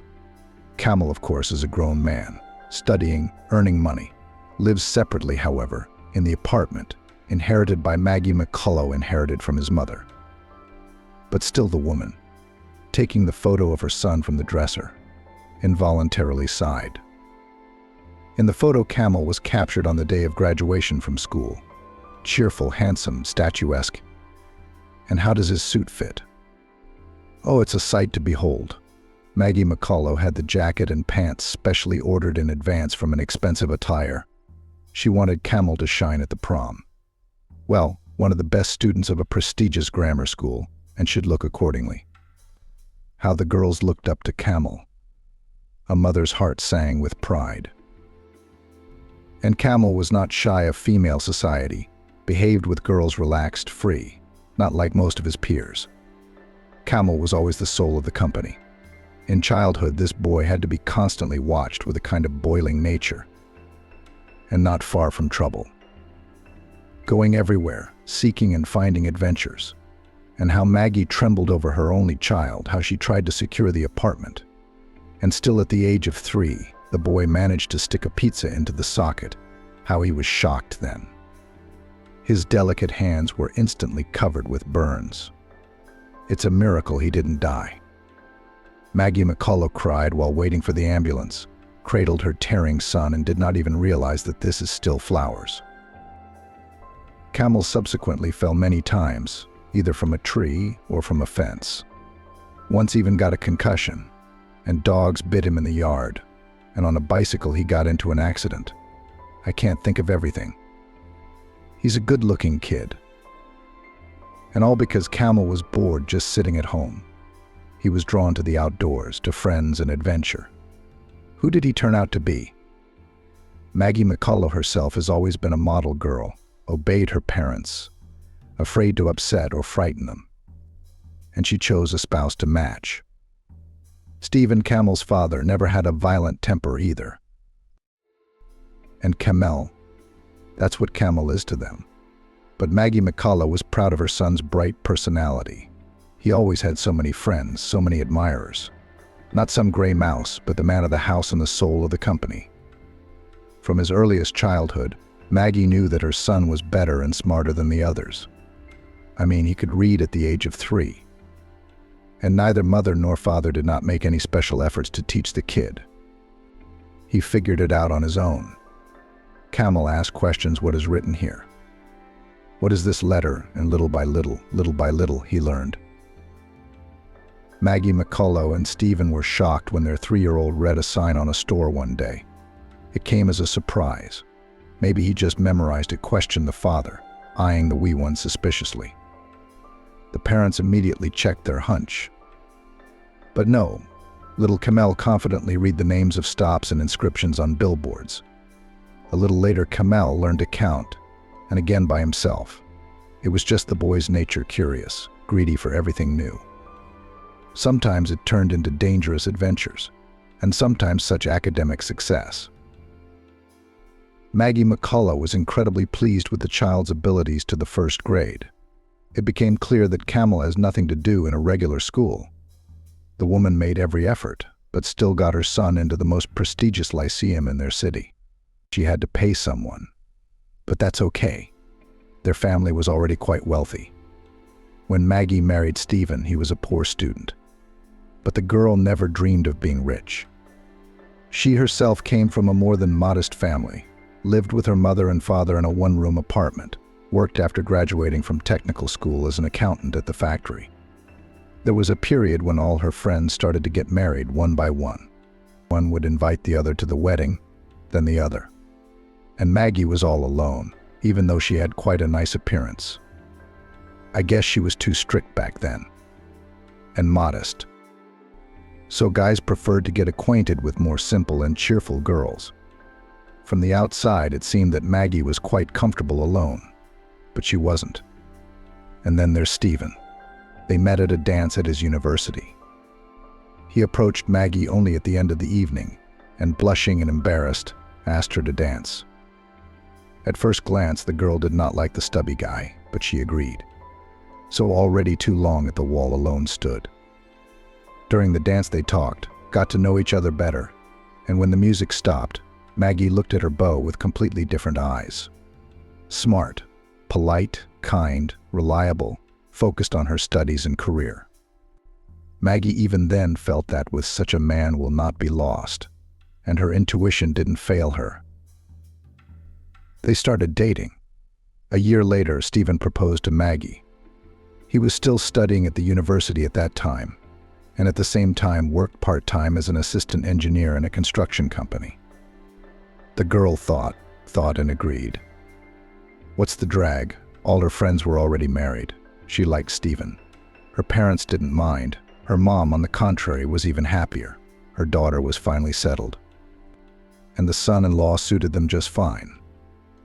A well-mannered and respectful future engineer. As a married couple, the university provided them with a dormitory. A small room, only one bathroom on the whole floor, a shared kitchen. But in a strange way, Maggie even liked this life. She was learning to be a wife and a mistress. She felt like an adult. And Stephen was there for her, reliable, loving. With him, the young wife felt beautiful and charming. He won her compliments, bought her wife some inexpensive gifts. There was simply not enough money for something more serious. Scholarships, salaries, part-time workers, no room to spread out. And then Stephen graduated from university, got a full-time job in the construction bureau, where he worked part-time as a student. The young specialist was immediately noticed and started to be promoted. Career growth had a positive effect on his salary. Soon the couple were able to move into their own apartment. Stephen's work helped him with its purchase. It's a pity we didn't have time to have a child. Stephen jokingly lamented. Then we would have gotten a 2-bedroom. And indeed sad. Unlike her husband, Maggie was seriously upset. Don't worry about it, Stephen put his arm around her shoulders. We'll still have everything and children, and a big apartment. Wait a little. And Stephen kept his promise. Indeed, very soon he learned to provide for their little family fully. And Maggie had never lived so well, even at her parents' house. Now she could buy herself beautiful dresses and shoes in the stores that she had previously avoided because they were so expensive. But they were great. And the couple often dined in restaurants and flew to the sea for vacation. At least once a year they even got their own car. Stephen was already the boss, and the company was actively developing and profits were growing. The persistent, promising specialist was not offended by money. He was valued and respected at work. Happiness overshadowed one thing: no way to get a young child. Stephen did not despair, said, what are years? Everything will still be. We are young, healthy. Why worry? But Maggie was still worried. Her friends' children had already gone to kindergarten, and some of them to school. And she, Maggie, pretended that everything suited her. On tactless questions of relatives and friends answered that they are not yet planning heirs. But the young woman's heart was troubled and aching, and so wanted to become a mom. She and Stephen could give a lot to the baby: a separate room, toys, clothes, entertainment, and most importantly, love and care. It was a shame it had to be like this. The doctors were throwing up their hands. It seems that both spouses were quite healthy. Well, medicine was not as well developed then as it is now. Maggie secretly went to her grandmother's witch doctor. The woman found out about her at work. One of her colleagues assured that her relative was able to become a mother after visiting this old woman. She is a magician, just works miracles, cures everything in the world. They say she can even cure the hopeless. What about you? Of course, Maggie asked for the healer's address. She said her cousin needed to get her baby's warts out, but the woman went to the healer with a very different request. The dark spring smell of dried herbs and wax in the house. A thin old woman with attentive black eyes. I see your misfortune, the landlady said from the doorstep. You can't have a baby. But there's no problem. There's no work for me here. What do you mean? Maggie, who thought she was suffering from some serious illness, was surprised. She couldn't get pregnant. It happens the old woman sounded just like Stephen. Wait, it'll happen. Maggie wasn't ready to hear that. She had traveled almost 2 hours to this village in the hope of getting a cure. The young woman told the old woman about it, almost crying. Oh, young people, grinned the witch doctor. All right, here is a dry herb, make tea from it, and drink it every day on an empty stomach for 2 weeks. Thank you. Maggie was happy. Now she had the cure in her hands, so she hadn't come to this wilderness for nothing. Indeed, only a month after that visit, Maggie realized that she was expecting a child. The joy of the young couple was unprecedented. The woman didn't know what to think. Did the magic tea really help, or did everything happen by itself? But it was unimportant. The main thing was that they would have a baby. Like most women, Maggie McCullough dreamed of a daughter, a little obedient doll, which you can braid pigtails, and which is so nice to dress up in beautiful dresses. But Camel was born a sturdy, screaming baby. The baby is demanding and very active. For the first time seeing the baby, Maggie realized here he is, the main person in her life. She will do everything to make this baby was happy. Stephen at that time almost did not appear at home. He was starting his own business, a very risky step, but the man went for it. And his wife supported him. She was always on the side of her husband and trusted him in all important matters. Quiet and unremarkable young man turned out to be smart, persistent, grasping. He perfectly saw the possibilities and knew what he wanted. Maggie had no doubt her husband will succeed, sooner or later. She would help him in any way she could. It was for their future. And for her son, Camel, too. Stephen could not physically help his wife with the baby, though he wanted to. But the man would come home when the baby was asleep. And sometimes Maggie did too. Well, the woman didn't complain. Caring for the baby gave her joy. And the prospects that Stephen was painting were inspiring. Stephen's business was booming. At first it was a firm for major repairs of buildings, then they engaged in construction. Small scale at first, homestead plots and private houses, then it got bigger. Stephen managed to enter the big business of building residential high-rise buildings in their city. It was a whole different kind of income. Maggie was even dizzy with how much their lives had changed. They weren't complaining about poverty. As head of the department, Stephen earned quite enough. But after becoming the owner of the company, the man really got rich. The family moved into a beautiful country house with a swimming pool. They had a substantial bank account. Stephen suggested that Maggie quit her job, but she herself did not want to. She worked as chief accountant for her husband's company. She liked to realize that she controlled the financial flows and helped her husband in his business. Everything was just fine. Camel grew up, pleased his parents with successes in studies and sports. The business was developing, bringing profit. The relationship between the spouses was wonderful. They became for each other also partners, support, companions. And then suddenly there was a crisis. And competitors at a difficult moment hustled. So Stephen lost his company. Camel was just finishing school. The man took it hard. Maggie understood her husband. After all, the company was his brainchild, which he nurtured from infancy, made strong and prosperous. And now the company was in the hands of competitors. Maggie wasn't worried about their financial well-being. They had savings, and Stephen would not stay idle with such experience. And so it was. Her husband soon got a job in the same construction company where he had started. He was, of course, promoted to a management position. Not his own business, but it was okay. Even better, in a way, calmer. The standard of living was the same. Well, the family didn't have that bank account anymore. It's just a pity, because still the lion's share of the money was spent on business development. So Maggie decided for herself that they have not lost anything and live so well.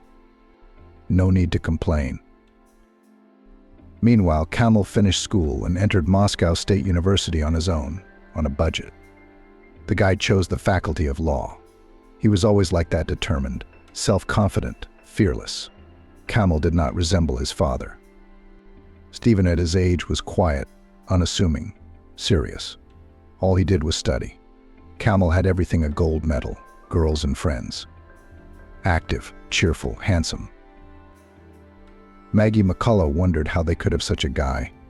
Perfect, just good at everything. Absolutely everything. He got into MSU on his own. People who knew him, of course, didn't believe it. thought that his father had hustled him up and gave him the money. But Camel did it himself. He's smart. From a very young age, he amazed others with his abilities. But his mother's heart ached for her son. How will he be without them in a foreign big city? The boy was accustomed to live in the family on everything. Maggie constantly looked after him, controlled his movements. How could she not? She's a mother. Camel's got a bit of an adventurous streak in him. No, when he's older, he'll be calmer, of course. But for now, I have to keep an eye on him. He's a sociable boy, so don't let him get into bad company. Camel's been drawn to fun and adventure since he was a boy. Maggie did not want to let her only son Camel go to Moscow alone, though she realized that Moscow State University was a different level from the universities in their city. "Come on, don't worry, you'll let him off the grid," Stephen exhorted. He's a smart guy, since he went to such a university on his own. And he's not a little kid. What, do you want to hold his hand till he's old? Remember me, I was even younger when I came here from the village. I went to technical school first, then the institute. I was a teenager. And I didn't disappear. Maggie sighed. Why compare Camel and Stephen? They have very different personalities. And her husband doesn't feel and understand his son as she does her mother.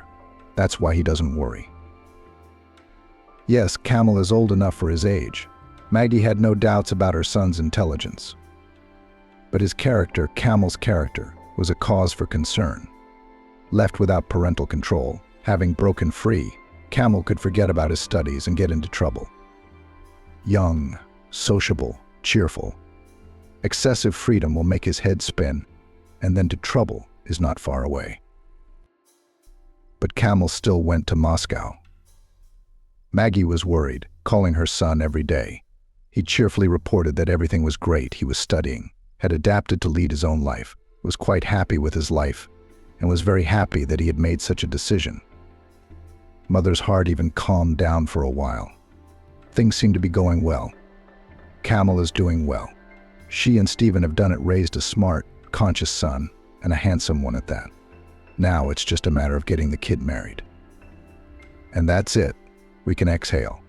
Parental mission accomplished successfully. Once Stephen and Maggie dreamed of a large family, planning 2 or 3 children. Financially, they could afford it. But when Camel was born, Maggie suddenly realized that she did not want to deprive her son of anything. Even if they had enough money to provide a decent future for several children. Maggie realized that attention, love, care, and time devoted to Camel alone could not be bought in any store. No, she reasoned, looking at the then still small child, let Camel be the only one we have. It must be so painful to see your parents have a new baby and forget you. Not at all, objected Stephen, who had grown up in a large family. On the contrary, my siblings and I had fun and warmth together, but Maggie stood her ground, and Stephen didn't argue. He was busy developing his business at the time, and the issue of childbearing did not particularly bother him. And so it turned out that Camel was the only child in the family. Maggie regretted it for the first time when her son jumped out of the nest. Who now to take care of? Who to cook delicious meals, iron shirts, knit warm socks? Stephen, as always, is all about work. And he's not particularly fond of taking care of anyone. He's not used to being taken care of. Camel has become more distant, more mature, more autonomous. He used to call every day with news, or at least readily answered his mother's calls. Now it's okay, bye, I have to go. Conversations between mother and son rarely lasted more than a minute. And then Camel stopped picking up the phone altogether, and communication was practically nil. Maggie missed him, worried, anxious. How was her baby boy in a big distant city? Doesn't someone hurt her son? Camel's voice sounded sad, cold, and alien. Maggie shared her fears with her husband, but he kept dismissing them. He had a checkup, or the commissioning of an object. Stephen lived to work, and he certainly did not work for money. Or rather, not only because of it. Maggie could see that Stephen liked what he was doing. But she herself, Maggie, had no such thing. so she stayed in the office from call to call and home to home. Maggie went to work just to be in the team, among her coworkers. Friends sharing life stories, discussing the news. It was her social life. You can't stay cooped up at home all day. Against the background of problems with children, which colleagues told her about, her situation was just perfect. Someone's son was expelled from university. Someone's daughter got pregnant at 16. Maggie's was perfect. Camel is a smart girl. He himself entered a prestigious university. He studies by himself and copes with household problems. Good for him. Everyone envied Maggie when she talked about her son. Of course, the woman did not share all her worries with her colleagues. They were in a relationship, after all, and Maggie wanted to look better in their eyes. She didn't tell anyone that Camel had become unsociable and withdrawn. The guy answered questions, talked to his parents, but cold called himself just to ask for money. Something was clearly going on in his life. Although Stephen brushed off his spouse's concerns, he just never felt for his son the way she felt for his mother. Leave the boy alone. Stephen was angry. That's why he won't talk to us. He's fed up with your concern. Camel went away from us on purpose to be on his own. Get out of my way. Maggie just sighed. Maybe Stephen's right about something, but Camel's not so independent. Not in every way. Of course, they were still providing for him fully. Life in the capital isn't cheap, but his parents could afford to make their student son's life as comfortable as possible.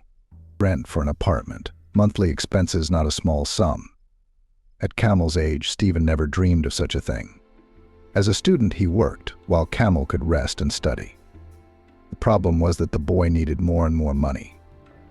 His father had set a monthly limit for him, and that amount was many times the average salary in their town. Stephen rightly thought that Camel should have enough money, but this was not the case. Camel repeatedly asked his mother to send him money. He had to pay for a seminar, or the washing machine broke down, or something else. There was always a reason. "Don't tell your father," Camel asked. Maggie understood her son. The boy was a little embarrassed that his parents were still supporting him as an adult.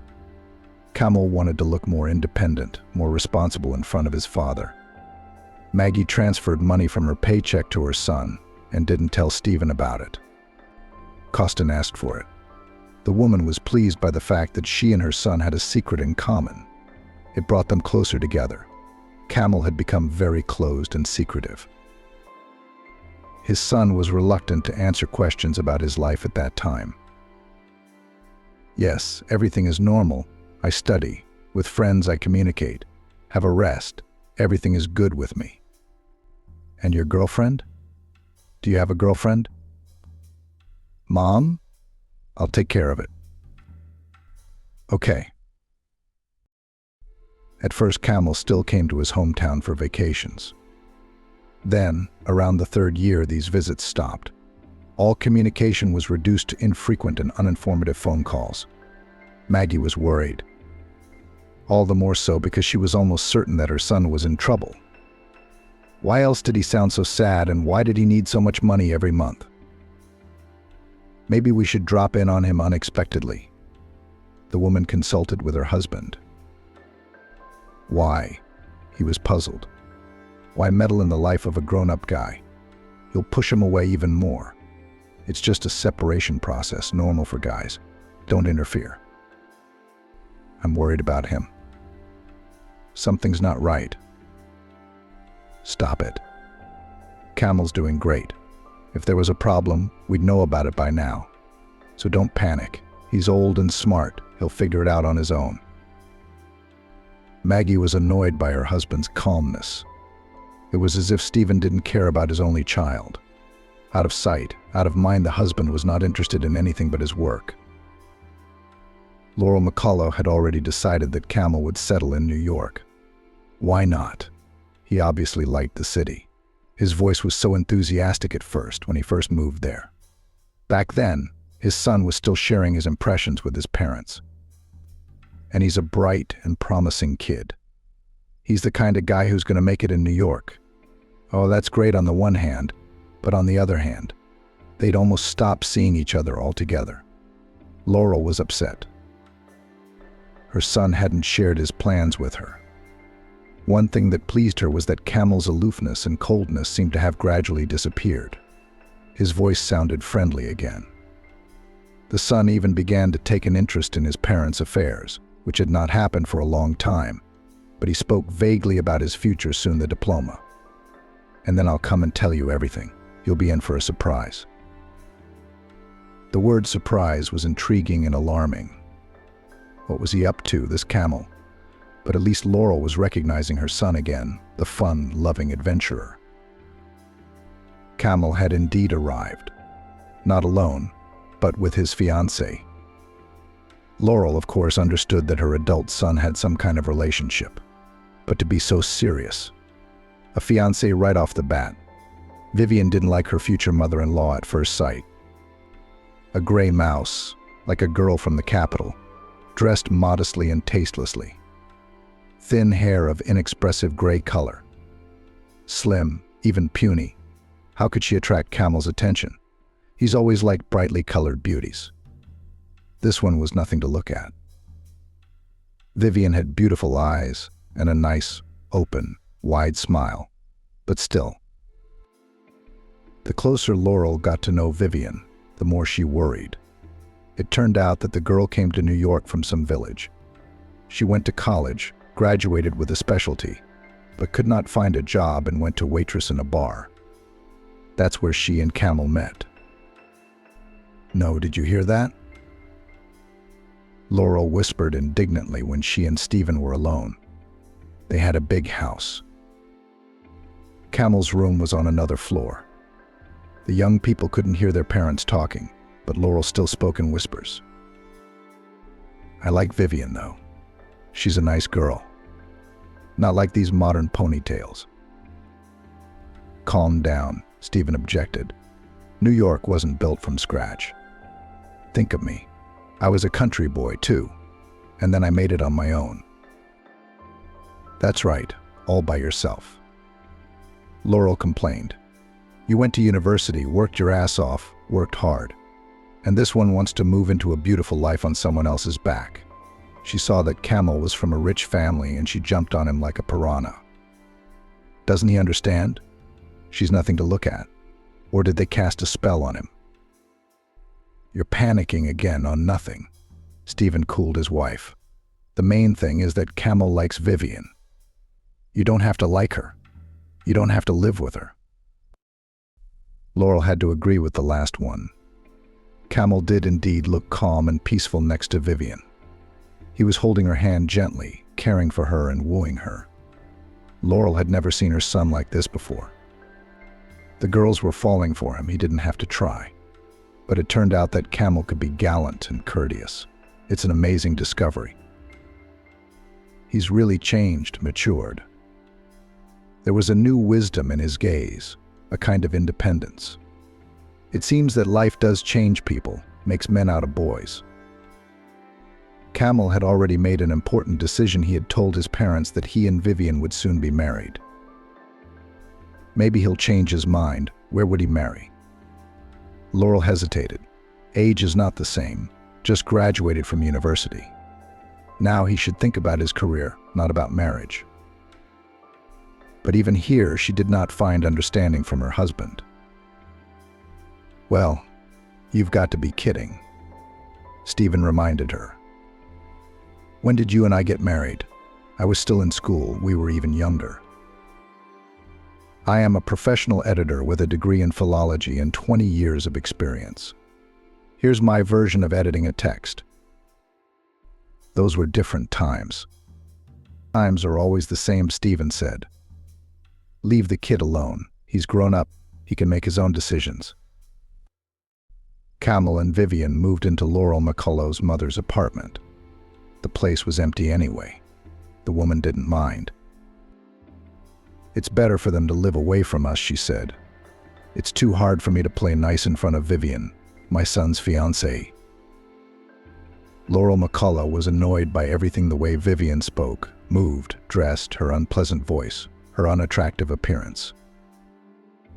Well, what else to expect from a village girl shepherdess? Suddenly decided to become a princess. Laurel resented her. Vivian's stories about her family and fate were depressing, and Laurel didn't even have anything to latch on to. The girl had been born into a large family.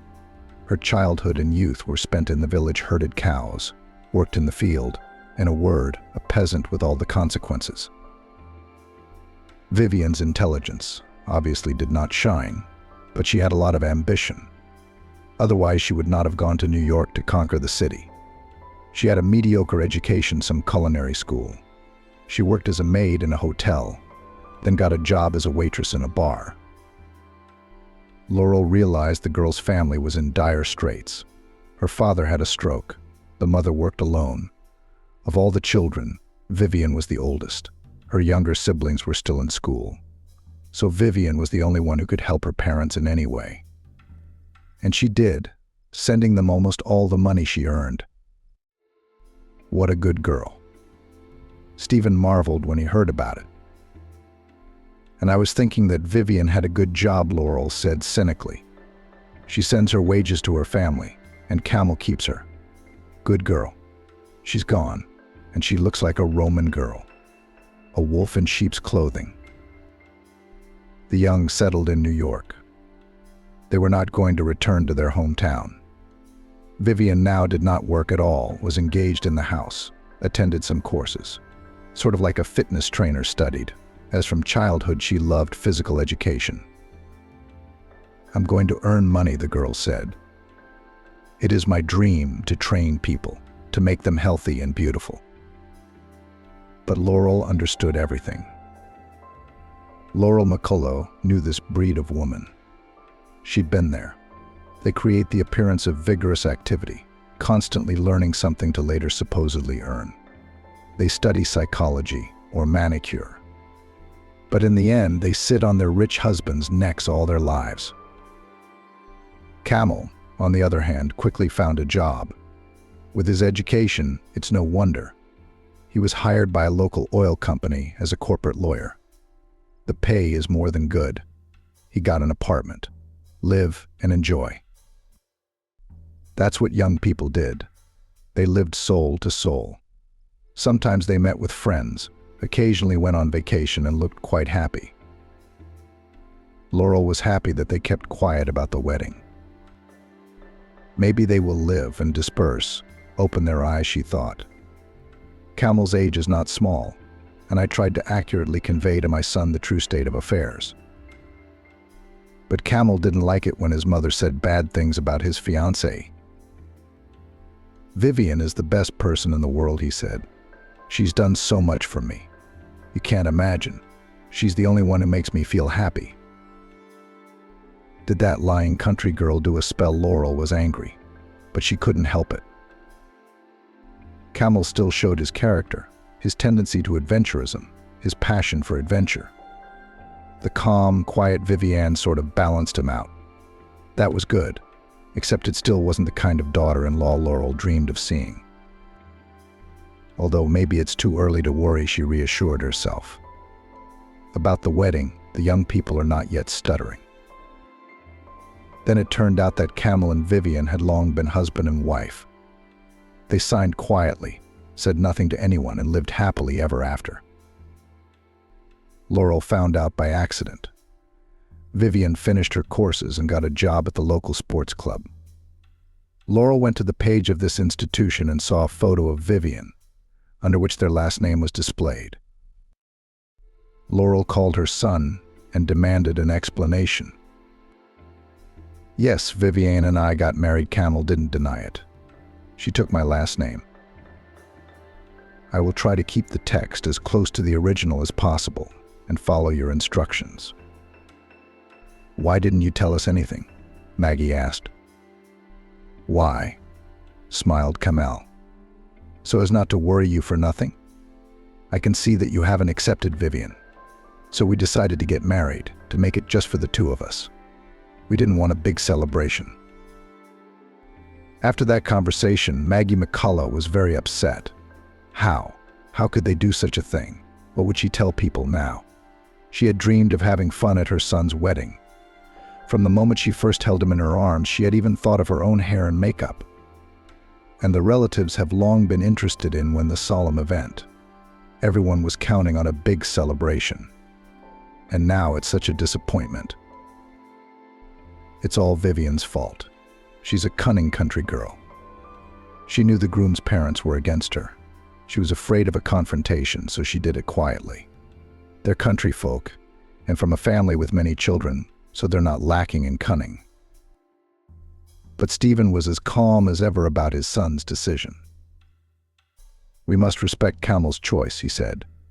"He's an adult." Respect, they cover their indifference with plausible reasons. Stephen is all wise and noble, but in reality he doesn't care about Camel and his fate, as long as everything is going well at work. But there's still hope, Maggie thought. Maybe Camel will come to his senses. Even more likely, as long as it's not too late. Otherwise, that Vivian will have a baby, and that'll be the end of it. Camel will be in bondage for the next 18 years. And then there's Stephen, like a fool, honestly. When Camel and his wife come to visit, he starts talking about grandchildren. "When are you going to make us happy with heirs?" Vivian smiles embarrassedly, as usual, playing modest, and Camel answers frankly. "When the time comes, we'll be happy." For now, Vivian wants to work to gain experience. Then she can go on maternity leave. But at least the mother-in-law was in agreement with her daughter-in-law. Maggie was happy with Vivian's decision. It's a good thing. The longer they didn't have children, the better. It seemed to Maggie that without children it would be easier for Camel and Vivian to part, if anything. Those things were always harder with children. But there was no question of parting, although Maggie McCullough, for her part, was working hard to get her son's eyes opened as soon as possible. "Does it work honestly?" she asked. "Your wife sends all her wages to her family and lives on your money. That's not the way a family does things. We don't demand anything from you." "Mom, what are you comparing? Are you and Vivian in different situations? They don't have enough money to feed their kids. Vivian's father is still recovering from his stroke. Her mom takes care of him, works, takes care of the kids. What's not to help? Your father and I didn't fall out of the sky. We worked and labored together, and her parents lived in the countryside. They gave birth to children without thinking about the future. Who's to blame now?" "Nobody's fault," Camel answered. "They don't ask for anything. We help ourselves. Mom, I love Vivian and I want her to be happy. How can she be happy if her family is in trouble? So we're helping." It's the psychology of people. Maggie continued to grumble, the habit of living at the expense of others. That's all. And children, by the way, adopt their parents' lifestyle. Mind you, children always look like their parents. It's genetic. "And what about me?"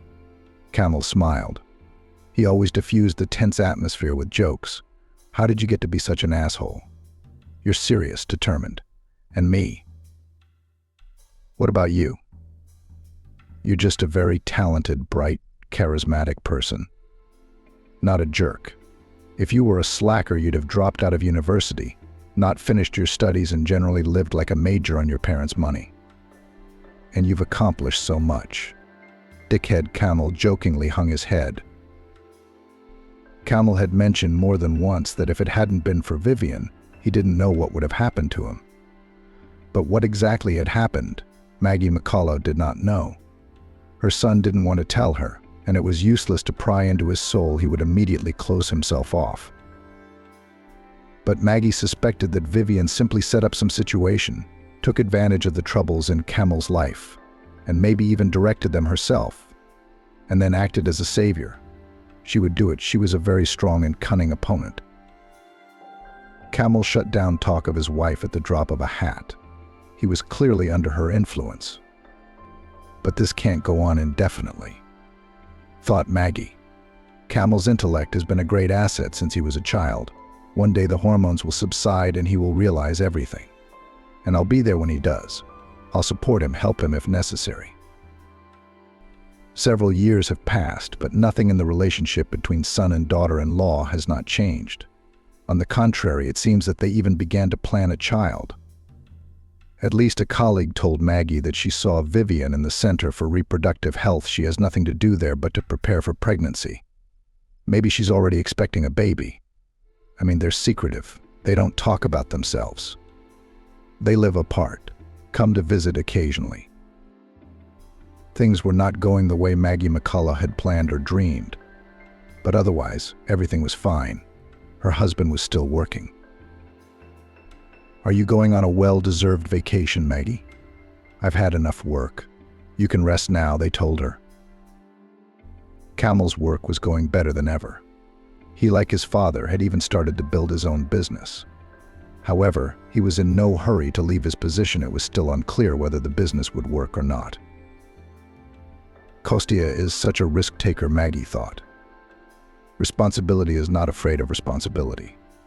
Character. Only he should be an entrepreneur, a real business shark. This guy will definitely achieve a lot. And Maggie was proud of her son and loved him with all her heart. Maggie was proud of her son's success in his career, but she was concerned about his personal life. If we could just get Camel's personal life in order, it would be a thing of beauty, she thought. Vivian worked at a fitness center, earning a pittance and sending it to her family. "That's a good job," Maggie said wryly. Now she's worried about her offspring. I suppose she's determined to get Camel on her side. He still looks at her with affection and adoration. He won't wise up. That night, there was no sign of trouble. Maggie's husband, Stephen, was late for work, which was not uncommon. He was in the middle of a big inspection from Moscow.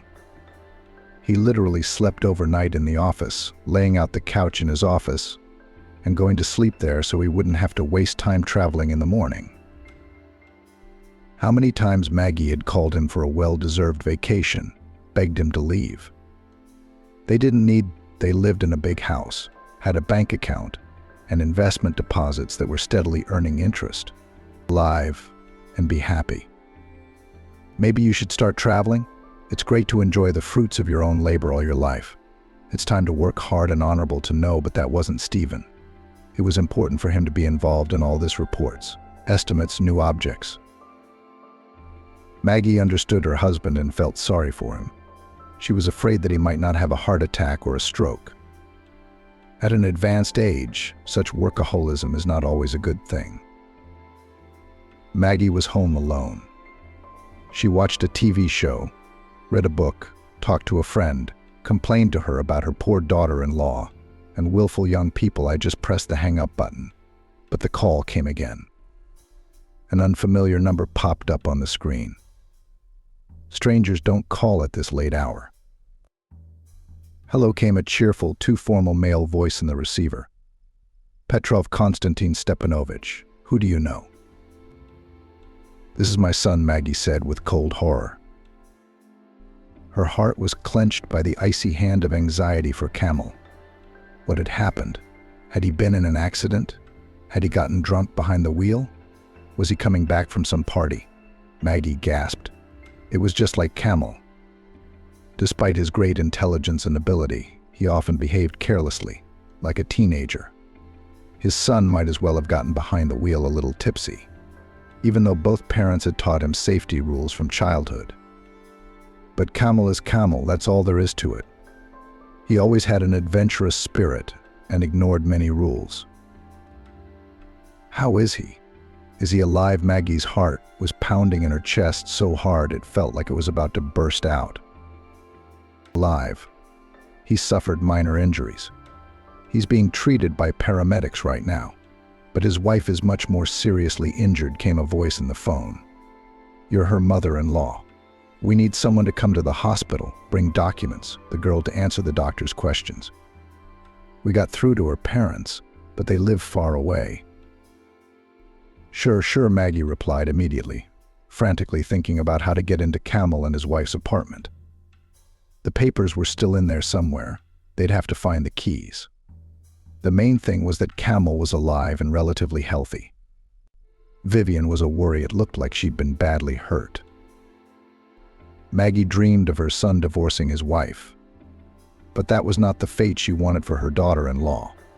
Finally, Maggie found the keys to her mother's apartment where the young couple lived. She called a cab. It was only then that she realized she hadn't told her husband Stephen about the accident. She decided not to disturb him so late. She would tell him later, when the situation was clearer. The rest of the problems would be dealt with as they came up. It was the first time Maggie had been alone in her son and his wife's apartment. In the past, they'd only come here on holidays, birthdays, New Year's Eve. Her daughter-in-law always set a beautiful table. Maggie had to admit that Camel's wife was a wonderful hostess. Yes, Vivian was indeed a good hostess. Not a speck of dust in the rooms, everything in its place. Maggie went into the young couple's bedroom and, overcome by a sudden embarrassment, opened the sturdy closet. Still, it was a little awkward being in someone else's apartment. So what could a person need in a hospital? A nightgown, pajamas, towels, Maggie thought frantically, gathering a bag for her daughter-in-law. A folder of Vivian's papers was also found here in the closet. Thoughts were churning in her head, overshadowing each other, making it hard to concentrate. Camel was the culprit of the accident. He wasn't hurt. But with his wife, I wonder if it's as serious as the policeman said. Maybe he exaggerated? And if on the contrary softened the blow, if Camel is now seriously injured? Maggie finally packed her things and called a cab. It was late. The cabbie sped down the deserted streets to the hospital. In the lobby, she saw her son at once. He was sitting on a bench, bandaged to the shoulders, pale but alive. "Mom, it's my fault," Camel hugged her tightly. "It's my fault that Vivian is on the operating table right now. Her head is all smashed up. The doctors say there's almost no chance. If anything happens to her, I won't live. I'm telling you that for sure." "Well, take it easy," Maggie exhorted her son. "It might still be all right. Vivian is healthy. Her body is strong. Besides, you're both to blame. Not just you. Why did she get in the car with you drunk? She's responsible too." "What are you saying?" Camel pulled away and looked at his mother with wide-open eyes. "It's my fault, just me. There is no forgiveness for me. Only if she survives, or else I will follow her and leave." Just then, a uniformed man approached. "Camel, you've been treated. You can go home. Now we have to drive to the police station to give a statement." "I'm coming with you," Maggie thought back. She was scared for her son. Yes, physically he was hardly hurt, but his morale left a lot to be desired. And now they were taking him to the station. It was unlikely that the police would spare the feelings of the perpetrator of the accident. "It's unnecessary," replied the policeman firmly. "There's nothing for outsiders to do there." Camel left, and an anxious Maggie McCullough began to look for a doctor to find out something about her daughter-in-law's condition. No matter how the woman felt about Vivian, she felt genuinely sorry for the girl. And the once unfriendly mother-in-law prayed fervently, asking that Vivian survive. After all, otherwise Camel, so impulsive and emotional, in the heat of the moment can do something stupid. Vivian's doctor was in surgery at that moment. A whole team was fighting for the girl's life. The orderly, who already knew the situation, took Maggie for a relative of the victim and generously shared the details. Well, that her, this poor girl, drunk behind the wheel, sat down. They say he flew under 200 kilometers per hour and flew straight into the pole. He took himself out from under the impact. His instincts worked. The passenger seat took the brunt of the impact. And the girl's dead. He killed her, you goddamn freak. Maggie felt a twinge of anger at her son, but she must get used to it. Camel was indeed to blame. "Who knows?" the nurse continued. "There's a 50-50 chance of that. I've worked here for a long time. I've seen it many times. Miracles happen. The hopeless survive and recover. And vice versa also happens. Everything seems to be fine, and a person goes away. Just you wait. The operation will be over. Luke Swan will come out to you. The operation took a long time. Maggie had time to call her husband Stephen and tell him everything. He rushed over. It was calmer waiting together. Anxiety and fear split in half. But Maggie McCullough soon asked her husband to go to the station. Camel was all alone there, in an unknown state. There was no telling what might happen to him. Her husband nodded and left. Maggie was alone again. At last, a tired and angry doctor came out to her. "Are you a relative of Vivian's?" he asked.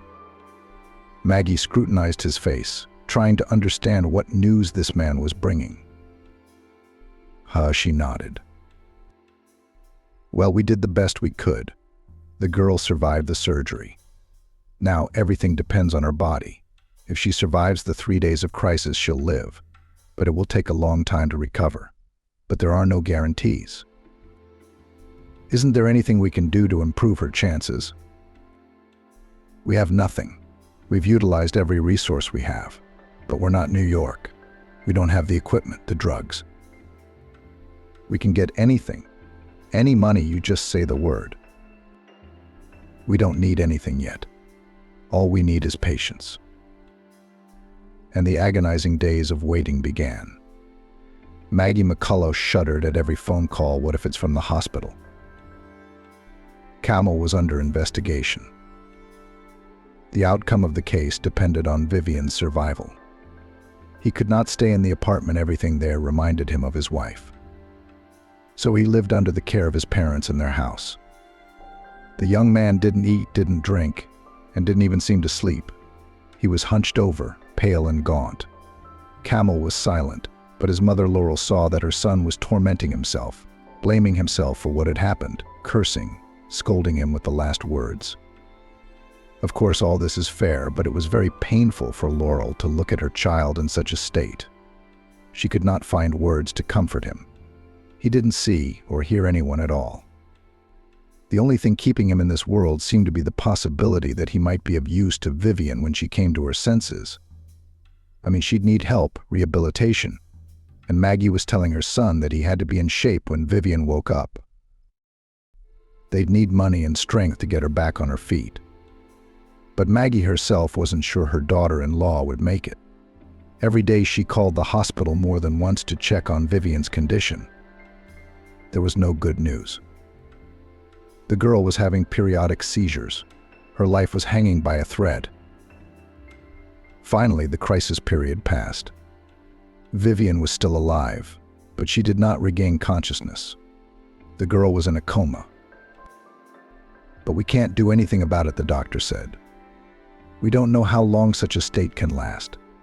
Maybe the girl will not come out of the coma at all. But we have to do something, right? We keep her alive. We're working with proven schemes. We don't have a lot of resources here in the region. We're a long way from modern medicine. So why don't we move her somewhere else, LA, to get her some help? We could try, but there's no guarantees, and it's not a cheap endeavor. We're not poor, we'll find the money." "I doubt it," the doctor shook his head. "The sum is simply cosmic. One transportation of a person in this condition will cost as much as an apartment in the center of our city." Maggie had asked for an estimate, though. Luke Swan nodded his head in agreement.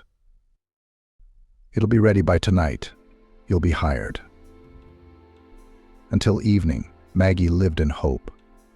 The doctor said there was a chance. She would do anything to make her son happy so that he could move on with his life in peace. Who would have thought a month ago that Maggie would work so hard for her daughter-in-law? On the other hand, it's a shame for the girl. Too bad it's true. But it was because of Camel that Maggie was digging her hoof into the ground. Her heart chilled at the thought that her son might do something to himself. The amount of money Maggie had been told that evening was simply prohibitive. Yes, they were not beggars, but they were not multimillionaires either. And the bill was exactly $1 million, an unaffordable amount for their family. even if you sell all the property and empty the bank account. Hope flickered in the morning, but faded in the evening. Maggie sank helplessly into her chair, clutching her head with her hands. What was to be done? Camel strode past like a ghost. His cheeks were sunken, his skin a sickly, pale yellow color. Guilt was eating the boy from the inside out. Should I tell him about the money? What was the point? Where would he get it? No, that would give Camel another reason to kill himself. He can't even get the money to pay for his sweetheart's treatment. The next day, Maggie went to the hospital as usual. She was sometimes allowed into the intensive care ward, where Vivian was lying. The woman did not tell her son about these visits. He will definitely want to see his wife. But Vivian was in such a state that the sight would only bring down Camel, who was barely hanging on. The once vibrant girl has become a pale mummy. Her thin arms are tied together with IVs over the blanket. Wires from a multitude of monitors and apparatuses are stretched to her chest, keeping her withered body alive. His head is tightly bandaged. There are bruises under his closed eyes. If Camel saw what he'd done to his wife, he'd feel worse. Maggie spared her son's feelings and asked the staff to keep him away from his wife. Even money had to be given to a few people to be sure. Vivian would occasionally mumble something in her sleep. Maggie listened but couldn't make out anything. But more often than not, the girl lay quiet and still. If it were not for the heaving of her chest, one would have thought that she was no longer in the world. A sharp pity clutched Maggie's heart every time she saw her sister-in-law. The woman now wondered why she had disliked her so much. Friendly, helpful, industrious, and Kamel loves her. She should have made friends with her, found a common language. Poor girl, the daughter of parents with many children, who don't care about their eldest daughter. Vivian's mother came only once. It's understandable, no money, a sick husband, a bunch of kids. Maggie realized that Vivian's mother had no time to sit by her eldest daughter's bedside in the hospital. And there's no point, really. She once saw a program where people who came out of coma, claiming as if being in a helpless state, heard and felt what was happening around them. So her mother-in-law often apologized to Vivian. She also told her how Camel was suffering and how they were all waiting for her recovery. Everything will be different now, Maggie promised. We'll live soul to soul as a family, supporting each other. Just get well soon. In case you hear something, let you know that everyone is waiting for you very much. Vivian was suddenly worried. Maggie was not surprised it had happened many times before. The girl mumbled something again. Her mother-in-law leaned over to her face to try to make out the words. Maybe it would be possible to understand what kind of dream the girl was having. Anton Claridge. Anton Claridge? Maggie asked. It was the first time Vivian had ever said something so clearly. Maybe the girl was coming out of her coma. Anton. Would he help? Maggie rushed to fetch the doctors. Little did Vivian speak, perhaps it was a good sign. But Dr. Swan, who approached the patient, shook his head negatively after looking at the readings. No, she's still in a coma. The instruments register a brief return of consciousness. It happens occasionally, but unfortunately it doesn't mean much. The girl is stable, but no improvement is imminent, and it is no longer likely that a miracle will happen. Time is running out, and time in her situation means a lot. Maggie returned home at that time in frustration. Anton Claridge, it was a name the woman remembered well. Vivian had said he would help. Was it a coherent ramble or a request for help? She couldn't forget her sister-in-law's words. No, she would find out who Anton Claridge was by all means. He might actually be able to help the girl. But how to find him, this mysterious man? Who is he, anyway? You could ask Camel, of course, but it's better not to bother him. Camel's therapists have already started working with him. It looks like progress is being made. A careless word could undo the work of the therapists. Maggie would find out for herself. The woman decided to call Vivian's mother, of course. She was understandably angry at Camel and accordingly at all his relatives. But what to do? If Vivian can be helped in any way, would Maggie take that step? But Vivian's mother knew nothing about Anton Claridge. She sobbed into the receiver as Maggie recounted her daughter's words.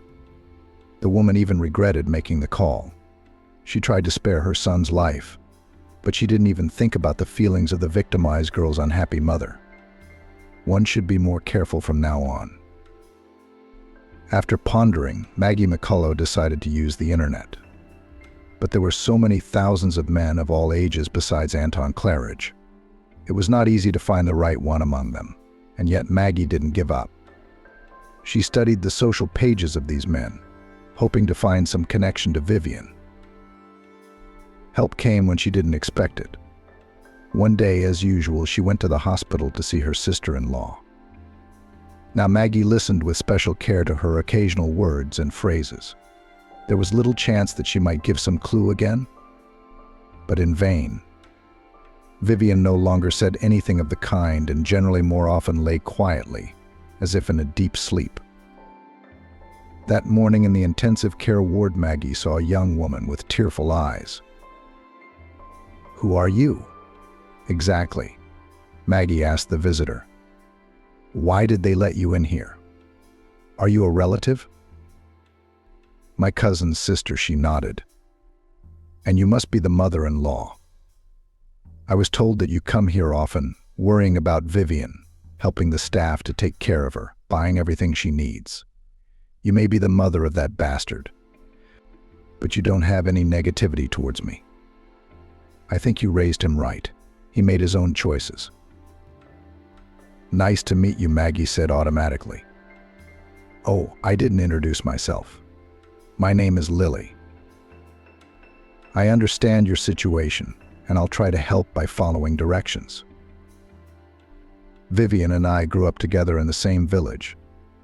We were very good friends, as we were related. We went to New York to pursue our dreams. Except I was more fortunate. I went to school, got a good job, and she had a life that happened to her." "So you and Vivian talked to each other a lot in New York?" Maggie McCullough asked. "Of course, we were thick as thieves. Then our paths diverged a little when we both got married, but she's still very close to me. I came to visit as soon as I could. When it happened, I was in labor and delivery. That's why I couldn't make it. Now I've finally made it." "I see. You see, Lily, I have a very strange question for you," and Maggie told her cousin Vivian about Emin Claridge. "You know, Vivian sometimes mumbles incoherent things, but she said so clearly Emin Claridge will help.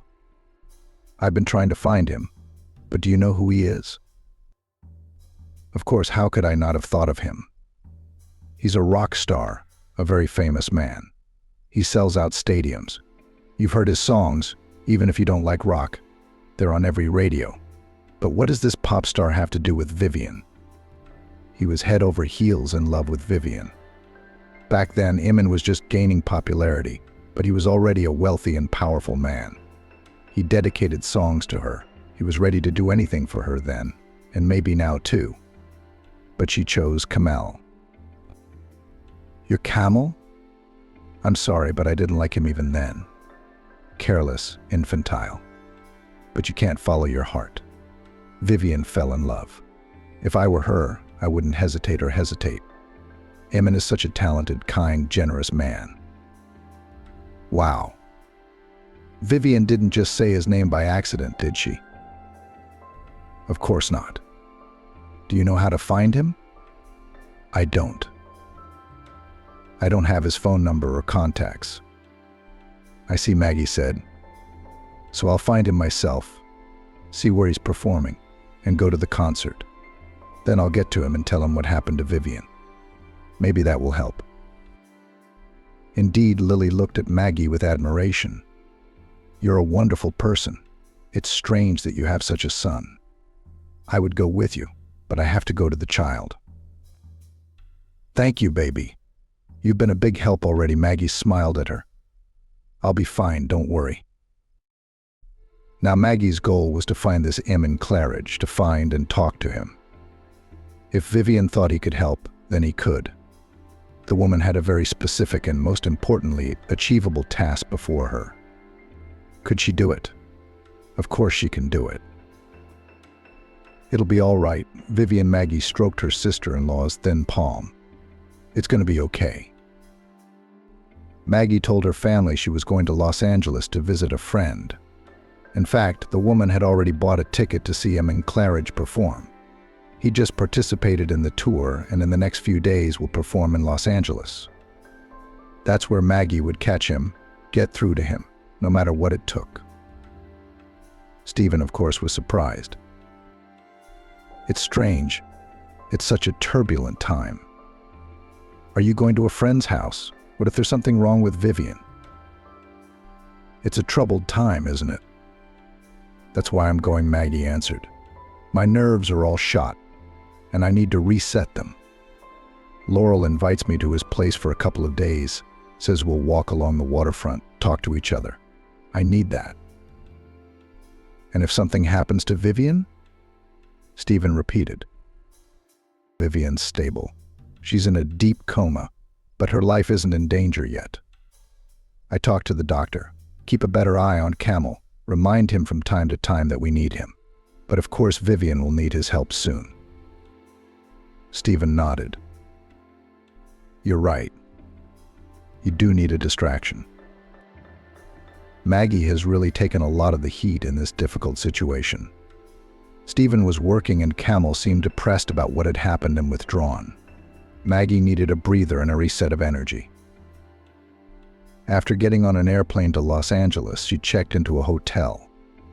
The meeting with the former classmate she had told her housemates about was just a legend. In reality, Maggie's goal was to get to an Eamon Claridge's concert and try to make her way to him.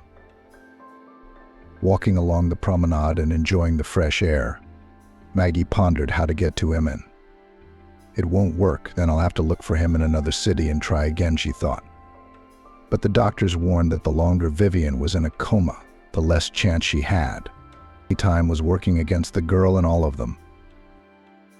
Maggie wanted to ask Eamon to help with the money and getting Vivian to one of the best clinics in New York. They have the resources there to put such heavy patients back on their feet. And in their town, Vivian had virtually no chance. She would slowly fade away in a coma. Maggie couldn't let that happen. How would Camel live with that kind of guilt afterward? While Vivian was in the hospital, Maggie rethought the situation. She recalled various episodes and realized more and more clearly that Vivian was a kind, good girl.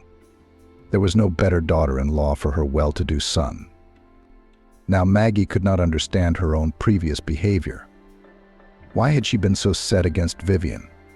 Why did she want to see the daughter of wealthy parents by Camel's side? Foolishness, a relic of the past.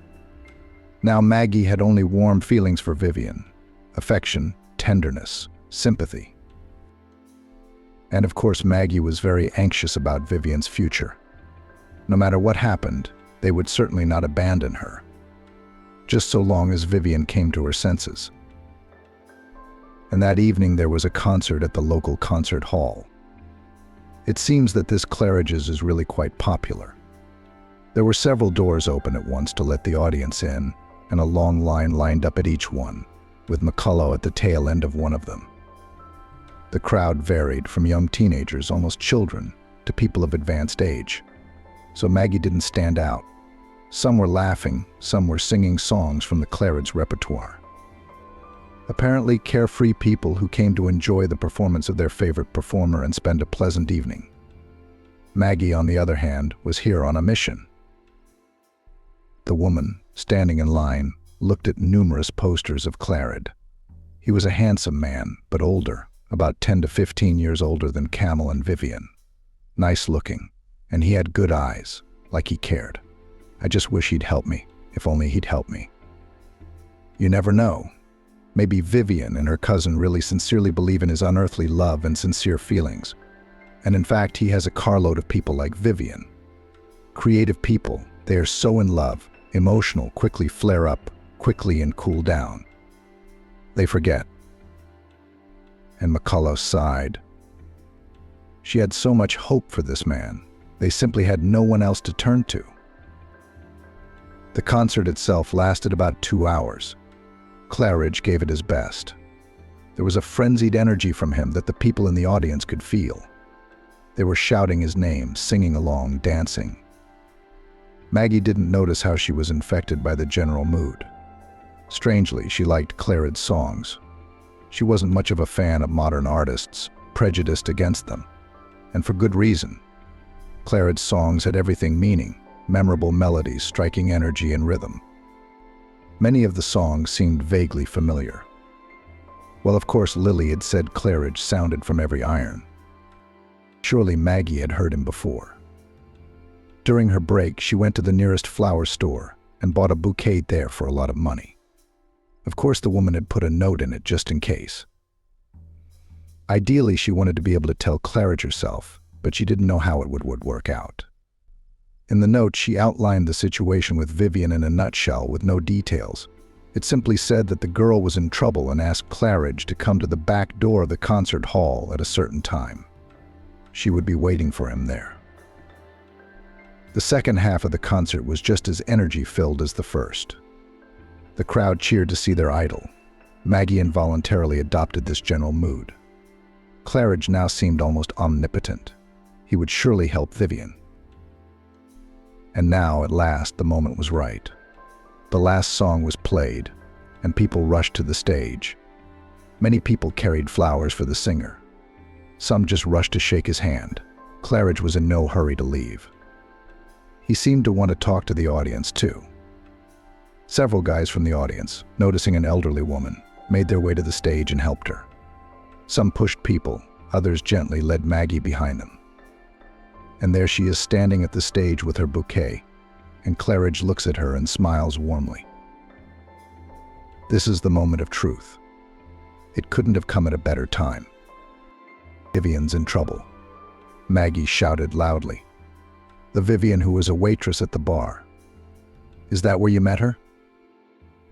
The smile slowly slipped from Claridge's face, and anxiety appeared in his eyes. The older woman was cheering. He remembered the girl named Vivian. It seemed to really still mean something to him. Maggie was perfectly able to read emotions, and saw that her words made a strong impression on the man. Wait here, Claridge asked. Then he ran up to one of the guys on the stage, dressed in a black shirt and black pants. Apparently it was his assistant. Claridge said something to him. He nodded. Maggie had already been pushed off the stage. From the situation described, Claridge continued to interact with the fans, but his face was no longer as carefree and happy as it had been after hearing Maggie's disturbing news about Vivian. A couple minutes later, Maggie is approached by the same guy from the stage. Hi, Claridge wants you to wait for him in the dressing room. Come with me. The dressing room was a huge room with lots of mirrors and couches. There were bags everywhere, clothes lying around. Maggie cautiously sat down in a chair. Wait here. The attendant smiled politely. Claridge will finish on the stage and come back here. I have to go.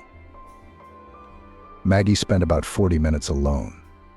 The crowd still wouldn't let go of their idol. And then Claridge came in tired in a soaked t-shirt. Alarmed, he immediately grabbed a bottle of water from the table and emptied it almost in one go. Then he sat down across from Maggie and looked her straight in the eye. Let's get right to the point. What happened to Vivian? That's a really important person to me. And Maggie told. It was hard to confess things to this man, such as her initial attitude toward Vivian, her husband's terrible act. Claridge listened attentively, didn't interrupt, just listened and nodded his head from time to time. Next to this strong man, Maggie, to her own surprise, felt calm. Now that he knew everything, everything would be all right. She'd done the most important thing she'd gotten through to Claridge. He would surely think of something. Beautiful, correct facial features, confident look, charisma, money, talent. Vivian was right to fall in love with such a man. Even her own husband, A young girl could prefer a man like Claridge. Yes, if Maggie had been younger, she would have fallen in love with him herself. Surprisingly, this fact proved once again that Vivian was indeed very fond of her husband. Maggie did not suspect her of greed. Poor girl, Claridge said when Maggie had finished. Who would have thought she would have such a fate? Your son. I'm sorry, of course, but what he did was extremely irresponsible, to put it mildly. I didn't like him right away. I didn't know what Vivian saw in him, but she loved him with all her heart. Maybe even felt sorry for him. She has a very kind heart. So will you help her? Maggie McCullough asked. She wasn't going to defend her son or change Emmeen's mind. Her goal was something else entirely. Of course, I don't have that kind of money readily available right now, but I'll do a benefit concert in LA and get some friends to do the same. In 3 days, we'll have the money, and I'll organize the whole thing. Transporting Vivian, getting her into the clinic, finding the best doctors for her. We'll get her out, Emmon replied. You are a wonderful man. Tears came to Maggie McCullough's eyes. She cried with relief and joy. Had she really succeeded? Would this powerful and strong man really save Vivian? Do you know our story? Emmon suddenly asked. A slight smile touched his lips, which immediately brightened his manly face. In general terms, Maggie McCullough smiled back. But I'd like to know more. I wasn't so famous then, but I was already performing. I was already making money, already had an audience. I used to go to the Rock Bar a lot, and I had a lot of friends there. Before that, I liked the place itself. It was an amazing place. But now, unfortunately, it's not like that anymore. I immediately noticed the pretty waitress with wide open eyes. She was special. She had this amazing energy about her. Vivian always smiled at the customers, no matter how tired she was. The girl could calm a cranky client with one look or word and make him smile. Caring, gentle, alert, and beautiful, of course. I once realized that I purposely began to adjust my visits to the Rock Bar to get into the shift of this waitress. She had a strong effect on me. A man wanted to see her eyes, hear the girl's voice. Sometimes they exchanged jokes, sometimes laughed together, but Emmon did not dare to openly express his sympathy. It seemed to him that it might disturb the lightness of their budding relationship.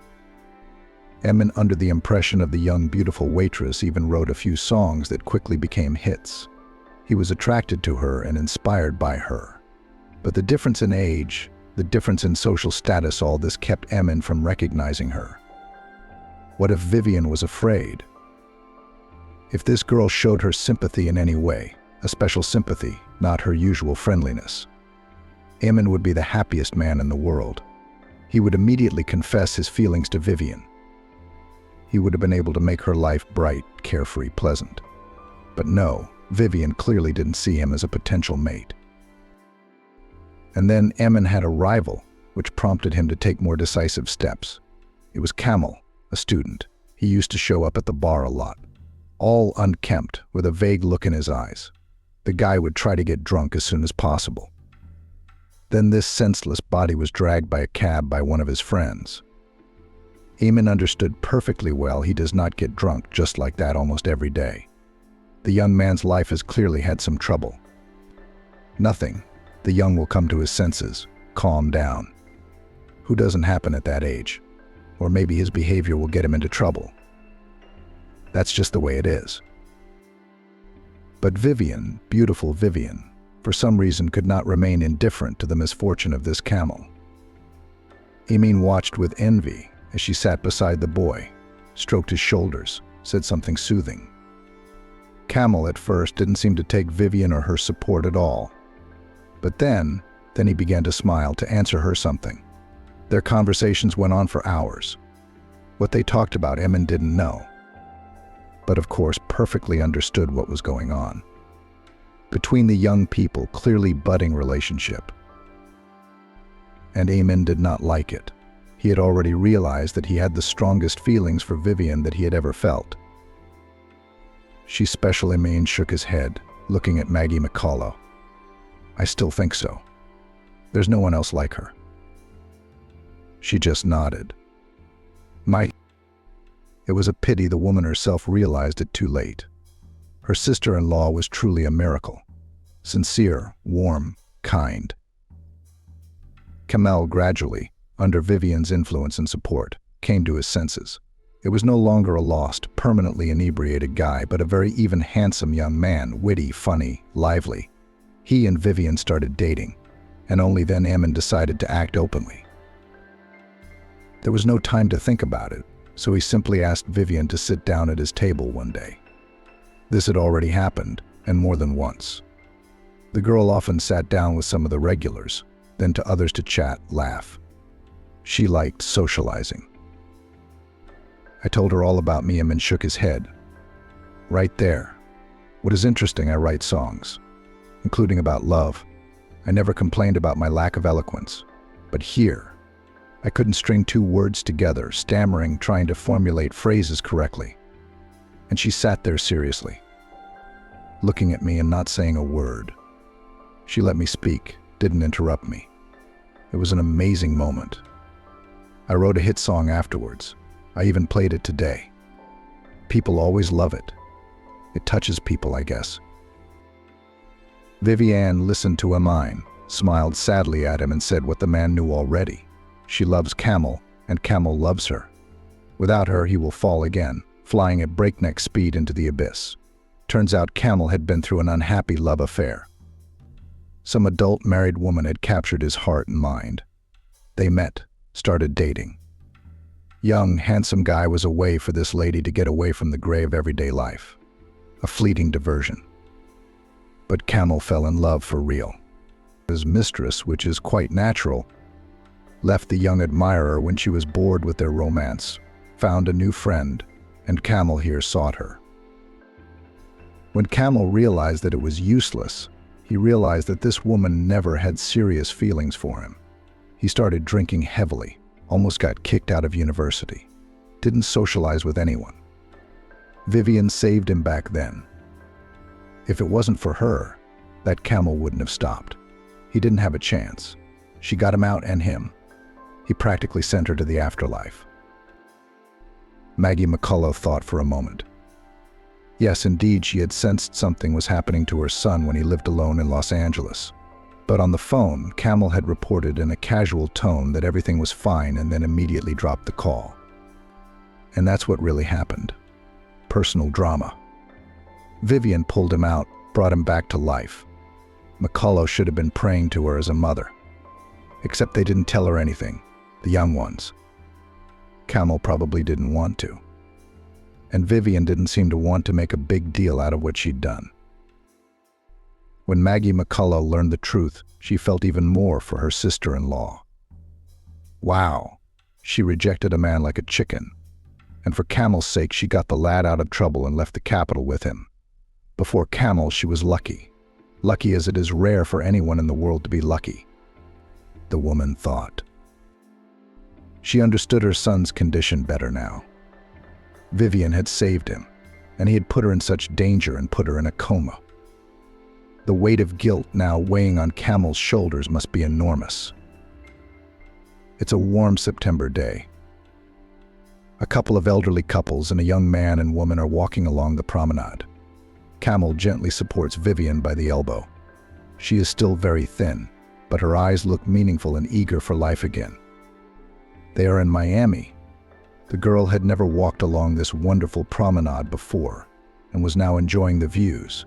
Vivian had finally gotten strong enough to be allowed to travel, only not far away and without a change of climate. She was bored with the hospital walls she had spent so much time in. Vivian wanted a change of scenery so much that her family arranged the trip for her. Maggie McCullough had chosen a place not far from their home. The waterfront had delighted her, and Kamel on their last visit to this town. Even Stephen, leaving all his business behind, went with them. Emin kept his promise and organized several charity concerts. His musician friends helped him, and many of them did the same. Maggie was very grateful to these people. It always seemed to her that people like them, these celebrities, whom we see only on TV screens, are capricious, selfish. They do not care about other people's misfortune. But it turned out quite differently.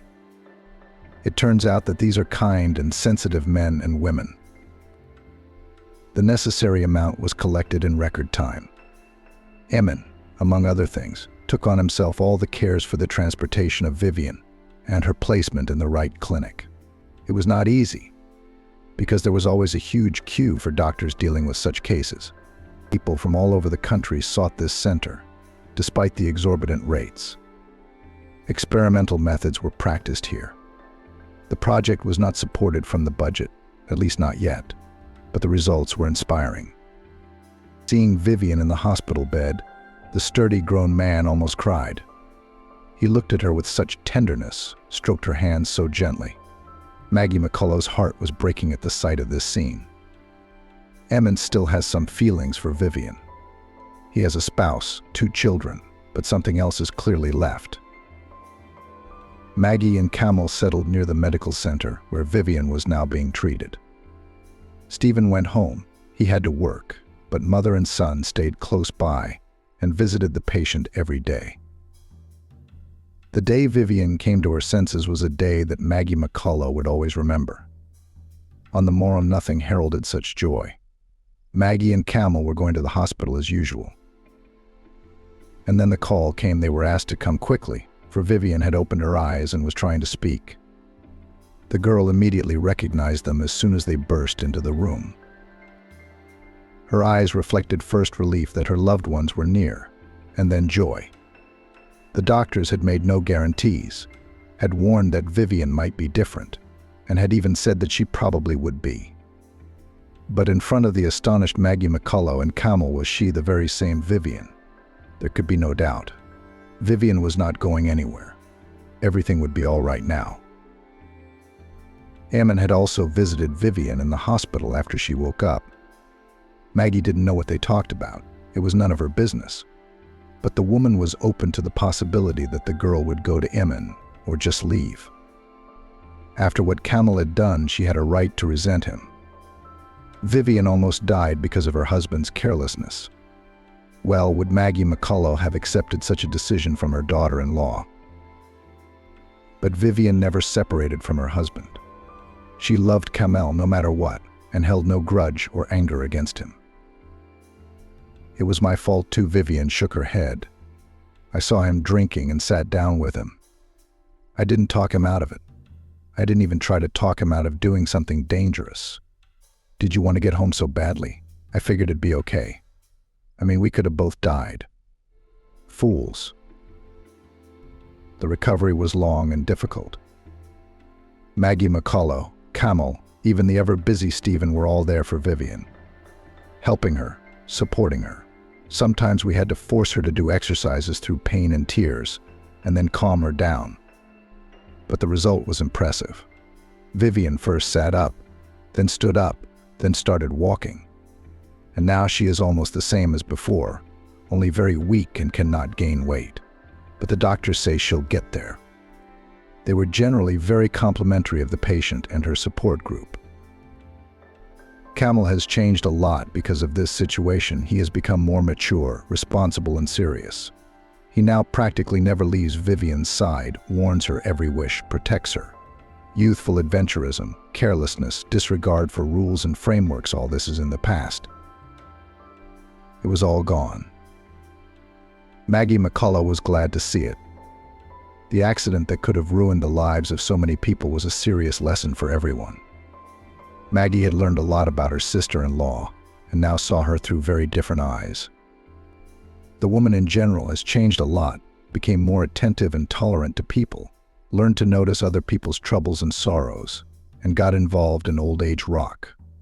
Now Maggie McCullough was a loyal fan of Emin. His songs, it turned out, were so deep, they had so much meaning. One of Emin's compositions was exactly what was playing in her headphones right now at this moment. Maggie smiled.